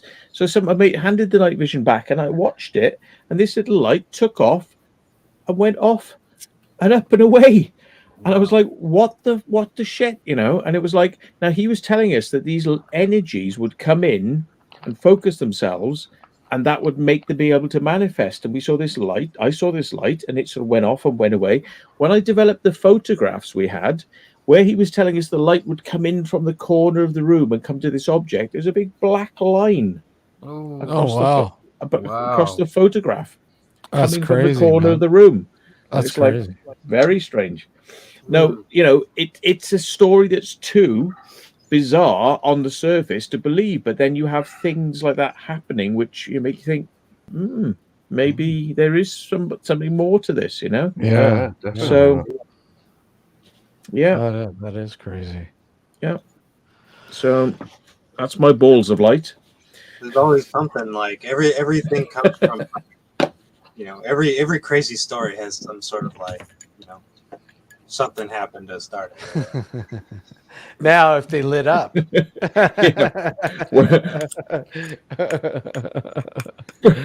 Friction. Sorry. Well, I didn't have so much an experience with balls of light. But I remember being in this old pioneer cemetery that we were doing some research. And I was taking some photos, and I remember walking, and there was there was two people in front of me, and I was snapping some shots, and I look in the photo, and there was only one person in the photo, and I'm like, "What the fuck?" Okay, snap another shot, same thing. Okay, something's not right here. And I called out to the guy I knew who was in the very front. I said, "Hey, man, where is so and so?" And they're like, "Oh, he's over in the other corner there." I go, "Okay, who's in between us?" And as soon as I said that, the person walked off to the corner of the cemetery and completely disappeared. It was the weirdest fucking thing ever. Wow. And I mean, I could not see the person. I could see the shadow, like a shadow of a person in between us, like two people in front of us, because this was at night. There was a little bit of backlight, but I'm like, holy crap, what the hell? Yeah, you just assume it's a person because it's Yeah, dark, and you go, yeah. "Oh, that's one of us." Yeah. I've had that happen making crop circles. I've been standing there, and you look around and you go, "Oh, that's him, that's him, that's him," and it's just shadow people. Like you're all Shadow just people, shadows yeah. in the thing. And I've gone, right, that's him, that's him, that's him, and then I've looked around. And it's like, oh no, that's matey. So who is that then? Who is that? So you look back, and it's like they've gone. So it's like you can see these people, and then you go, no, that's him. Gone. So I tried to recreate it. I'm like, okay, let's walk back. Okay, there's a light back there, street light. Let's try to do this again, and walk through it again, snap and picture, blah blah blah. Nothing. Couldn't figure it out. The weirdest thing. I've had it looking at them, and it's just dissolved. I've had that, like a person dissolve. Yeah. I saw a shadow ghost once in a place I used to work at. It was called it was a nightclub down in Falmouth. It used to be a courthouse years ago, and it had been built since about 1875. So it's a pretty old building.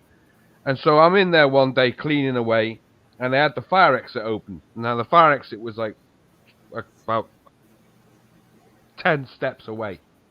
So I'm sweeping away, got the fire exit open, letting a bit of air in, bit of daylight in through the room light. And out the corner of my eye, so I wasn't looking, I was like concentrating on the floor. And out the corner of my eye, a shape walked past the door. And it was enough to get me to go, what the fuck's that? Get up and have a look, So I thought there's somebody breaking in, I thought somebody was coming in. So I've literally dropped the brush, legged it to the fire exit. On that fire exit was 35 steps. There was no way that anybody could have got down those steps in one go that quick. It took me seconds to get to that fire exit. That's the only thing I've ever seen in my life that's just had me going, ooh, wow, that's a bit interesting. Shadow ghost, yeah. But it stood out. I mean, it was enough to get me to look up. I'm just concentrating, sweeping the floor. I think I was actually cleaning the dance floor, as I remember. And I just sort of looked just out the corner of me, right out the corner of my eye, just like that. Walked right past the fire exit door. Between the two doors, so the door was open, walked in between. It was, I was like, whoa. what's that? You know, nothing there. Like, but I mean, somebody else had a thing in that place. One day we had a Coca-Cola man in there, so he was downstairs fixing the Coke machines in the cellar in the basement, and he heard this banging the doors, bang, bang, bang, bang. He thought, what the hell's that? So he's come upstairs to have a look what it was. Whatever it was scared the shit out of him because he legged it out of the building. And when we turned back up about 20 minutes later, he stood outside, white as a ghost. I mean, he was like that. I said, what's the matter with you? Well, I ain't going in there on my own. Like, fucking hell, fuck that. Like, we go, what have you seen? Like, and he wouldn't tell us what he'd seen. Like, he was like, Ghost. yeah, he was just too in fear. Like, he was like shitting himself. He was like proper in fear. Whatever he saw in there scared the shit out of him. You know. That's pretty freaky when you have those kind of incidents. That's for sure. sure. Poltergeist. I mean, that's poltergeist activity. Slamming doors and throwing things. Yeah. Here's one for Mr. Punches in case he ever gets something along these lines. I went down to see somebody. It was a policewoman actually. Her name was Mags Gavan. Gavan, and she worked in Amesbury, which is the town where Stonehenge is, and she said, I've got a ghost in my house. And we were sky watching actually in Wiltshire, and she came up as a policewoman and she's like, oh, we're just checking to see what all these cars are doing here. And we're like, oh, we're sky watching. And she was like, oh, that's interesting. So we got chatting to her and she said, oh, I think I got a ghost in my house. So I said, okay, well, I'm interested in that. I came down and spent a night sleeping on a couch. And she said, yeah, you know, it's weird because we got like a well, and I think it's got something to do with the well. And she said, yeah, you know, just see if you can see anything. She said, oh, by the way, and this was just a by the way, I've got cats, but don't worry because the cats hate strangers, so the cats will leave you alone. They'll just leave. But you know, just to let you know, like you know. And I said, okay. So anyway, middle of the night, these cats are all over me, like you know, like literally, so like you know. Stepping on me, and I'm like, wake up, and I'm like, what the, you know, there's like all these cats are like all being like really friendly and like, okay, I'm like, hello cats, and then look over into the corner of the room and there's a shadow figure there sitting. I think it was either I can't remember this standing or sitting. I think it was like sitting in a chair, you know, and I was like looking at it, I was like, what the fuck? So I'm like, don't take your eyes off it. And I've done this a few times. Don't take your eyes off it. Don't take your eyes off it. Don't take your eyes off it. And it was like, and they just dissolved, right? And after it dissolved, the cats buggered off. They were just like, well, I'm out of here. Wow. And it was weird because it was almost like the cats alerted me to it. Yeah. But why did the cats come? Yeah. So I think cats are very sensitive to this. Oh yeah. This sort of stuff. I had a really weird incident with my cat. My cat. Things. I remember. Oh yeah, animals can. I mean, I remember coming home, leaving work early and coming home about 2:00 in the morning, and I wasn't feeling too good or whatever. But I remember coming home, and I just got home there, and my wife, she was working nights too, so she wasn't home. And you know, I was just on the net, just aimlessly searching. I had no lights on, just light coming off the monitor. And my cat was in the hallway there, just lying on the rug, the mat in between, in the middle there. And then all of a sudden, there was this huge flash, like a ball of light, imploding. And I'm like, what the fuck? Wow! And I look over, and my cat's on all fours, looking right up where the implosion was. Yeah. I'm like, okay, I'm not seeing things because the cat's noticing this. What the hell? So, you know, I go over, just check to see maybe a light bulb burst or whatever. The light bulb was fine. I turned the switch on. Everything was fine. Went down, checked the fuses, whatever. Nothing. Could not explain it other than something weird happened. Yeah. And the cat noticed it.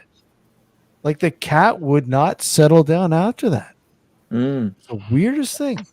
Weird. I experienced quite a few things when I was young, when I was a kid. Yeah. Some strange stuff, but nothing since I've gotten older. Yeah, my nephews were the same. Like they'd seen things. Well, I never saw anything. It was always hearing stuff. But hearing. I was never on my own. I was always with other people, and they all heard it as well. Yeah. So what kind of stuff? What kind of stuff, Frank? Well, the first time was when our primary school was like a churchy school, and we had to go to church every morning. Mhm. Like instead of going to assembly, we went to church. So we had to walk across to the church and go in there.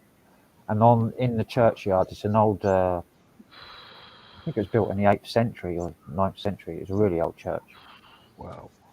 And they've got it's called the Devil's Stone. It's like a blue stone, Mhm. an old blue stone by the gate of the church. And there's an ancient legend that Satan was on the steeple and he got chased by the villagers. And where he landed is the mark of where that stone is. They called it the Devil's Stone. And so I got dared to run around it 3 times. Because that's supposed to be like, you're not supposed to do that. So being a darer, I ran around it 3 times. Nothing. No rubbish. So we was only little kids. We was only about 7, 8 years old at the time. Yeah. About 7.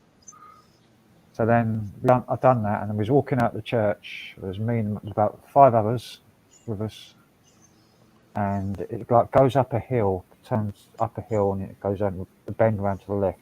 As we was walking up the hill, about 20 yards from the church gate, we heard crump, crump, crump, crump, crump, crump, crump, crump, like hooves. Horse hooves. It wasn't horse hooves. It was only 2 steps. It was True. Clothes hoof. Clothes. Closed hooves. We heard it. We all heard it, and we all stopped, and we all looked at each other's feet to see if anybody was moving. And we heard it again, clump, clump, clump, and we just ran like the wind. Just, Yeah. Fuck that. Let's go. That would be pretty freaky. Split city. I still, and the friends that I know that from that time will not go back there. They got that right, and even to 40 years later, they will not go back there. Wow. Della says it sounds like old Nick, Frank. That is old Nick, yeah. It's funny because you're saying about churches, like your church had that stone there. A lot of churches are supposed to be built on special sites, or you'd have things like stone circles would be like demolished, and then they would put a church on it. And the reason they would do that is because they wanted to kind of like either capture that type of energy, or back in the past, they would take pagan sites where people believed that things were happening. Absolutely, yeah. And they would build something on it, like a church, or, as you say, put the stone in the area where the church was. And then they would say to people, well, it's okay, even though you're pagan, come to our church. And then they would try and sort of corral them into the church. And then over time, they would try and say, oh, yeah, what you were interested in, that stone is evil. You know, so they would start the stories like, that's evil, you know. But what we in the church, we're good, but that's evil. You know, and that's why people were coming, is they were coming for what was originally the stone. But then they twist it and say, no, come to the church, you know, and that's evil, you know. And it's there's a lot of places like that where things have kind of been twisted around, you know, and the people have then been kind of taught, you know, bother with the church, don't bother with the pagan stuff. You know. Yeah. So a lot of sites like that. Yeah. They did an archaeological dig. There was a massive dig there. They found that underneath the church and surrounding area was an old Roman village, and it's like 30 odd acres of underground of an old village with like barrows and furnaces, and they found tons of stuff, literally tons and tons of old Roman artifacts underneath, underground, under the church. And it's all surrounding area as well. See, I want to do a full show on this, man. This is so cool. Connor, I only found out last year or this year, I think, that I'd done a Google search for Newington, my old church, and the Devil's Stone, and it came up on Wikipedia about the archaeological dig that was there where I grew up. Matt, get your stuff out there. Everybody knows where Matt is, but Matt, let everyone know where to find the secret vault. Well, it's The Secret Vault on YouTube, but it's one word, no spaces. So you can find us by just The Secret Vault on YouTube. That's probably the easiest way. Just like it's written right there. Yeah, exactly. Yeah. In the chat, Claire Harrison's just said something. She said she was in Falmouth. In the middle of the night, they were staying on a campsite, but there were no other camper, sorry. And she says in the middle of the night, there was a thumping in the ground. So she thumped back, and then it thumped back in the rhythm that she thumped. Yeah, weird. That's insane. Like someone's under the ground, fucking in a coffin. You hear of stories, not exactly, but similar to that. That just you're like, wow. Mm. How do you explain that? I got crazy stories like about a certain church down in Cornwall, like called Baldu. Now I say it's been converted into houses, but they used to do devil worshipping in there and stuff like, and that, the church was even facing the wrong way as well. Like, I don't know how you can suss out a church has been built the wrong way, like, but it was facing east. And the stuff that used to go on in that place is well weird, really. See, I want to do this. Okay, we got to do a full show on this. I love this. Yeah. Frank, Crazy John, Dan, thanks for joining us, man. And Matt, Lovely. Matt, you kick ass and keep up the great job with the Secret Vault, man. I love it. We do our best. I appreciate it, man. You put some really good stuff out there. I love the Urban X and everything else, man. It's awesome shit. And I want to thank everybody for and Richard for joining us for a little bit to talk a little bit about Gareth and everyone in chat and everything, man. Cheers to Gareth. He's sorely missed, obviously, but you know what? He's with us. He's with us, man. So until the next time, take care, everyone. Thank you guys again for being a part of this. So I might be going live after. All right, yeah. Go to Crazy John, man. Crazy John's chat. Put it in chat there so everyone can go check it out, John. If you're gonna do that, Might be yeah. All right, let's go. Let's go. Well, let's stay up till daylight. Yeah. Crazy. If I come on, I'll come on for half an hour, but I am literally going to have to get to bed then. But, I'll come on for half an hour. I got to do things during the day as well, so I ain't going to be up all night. He's going to be a little zombie in the morning. Yeah, I've got to be up early in the morning as well. So. What time are we going to be up, Frank? 9, 10. Well, what time? What time is it there right now? 2 o'clock. 2 o'clock. 2 o'clock. Oh, if I do it till 6, like, will it be all right?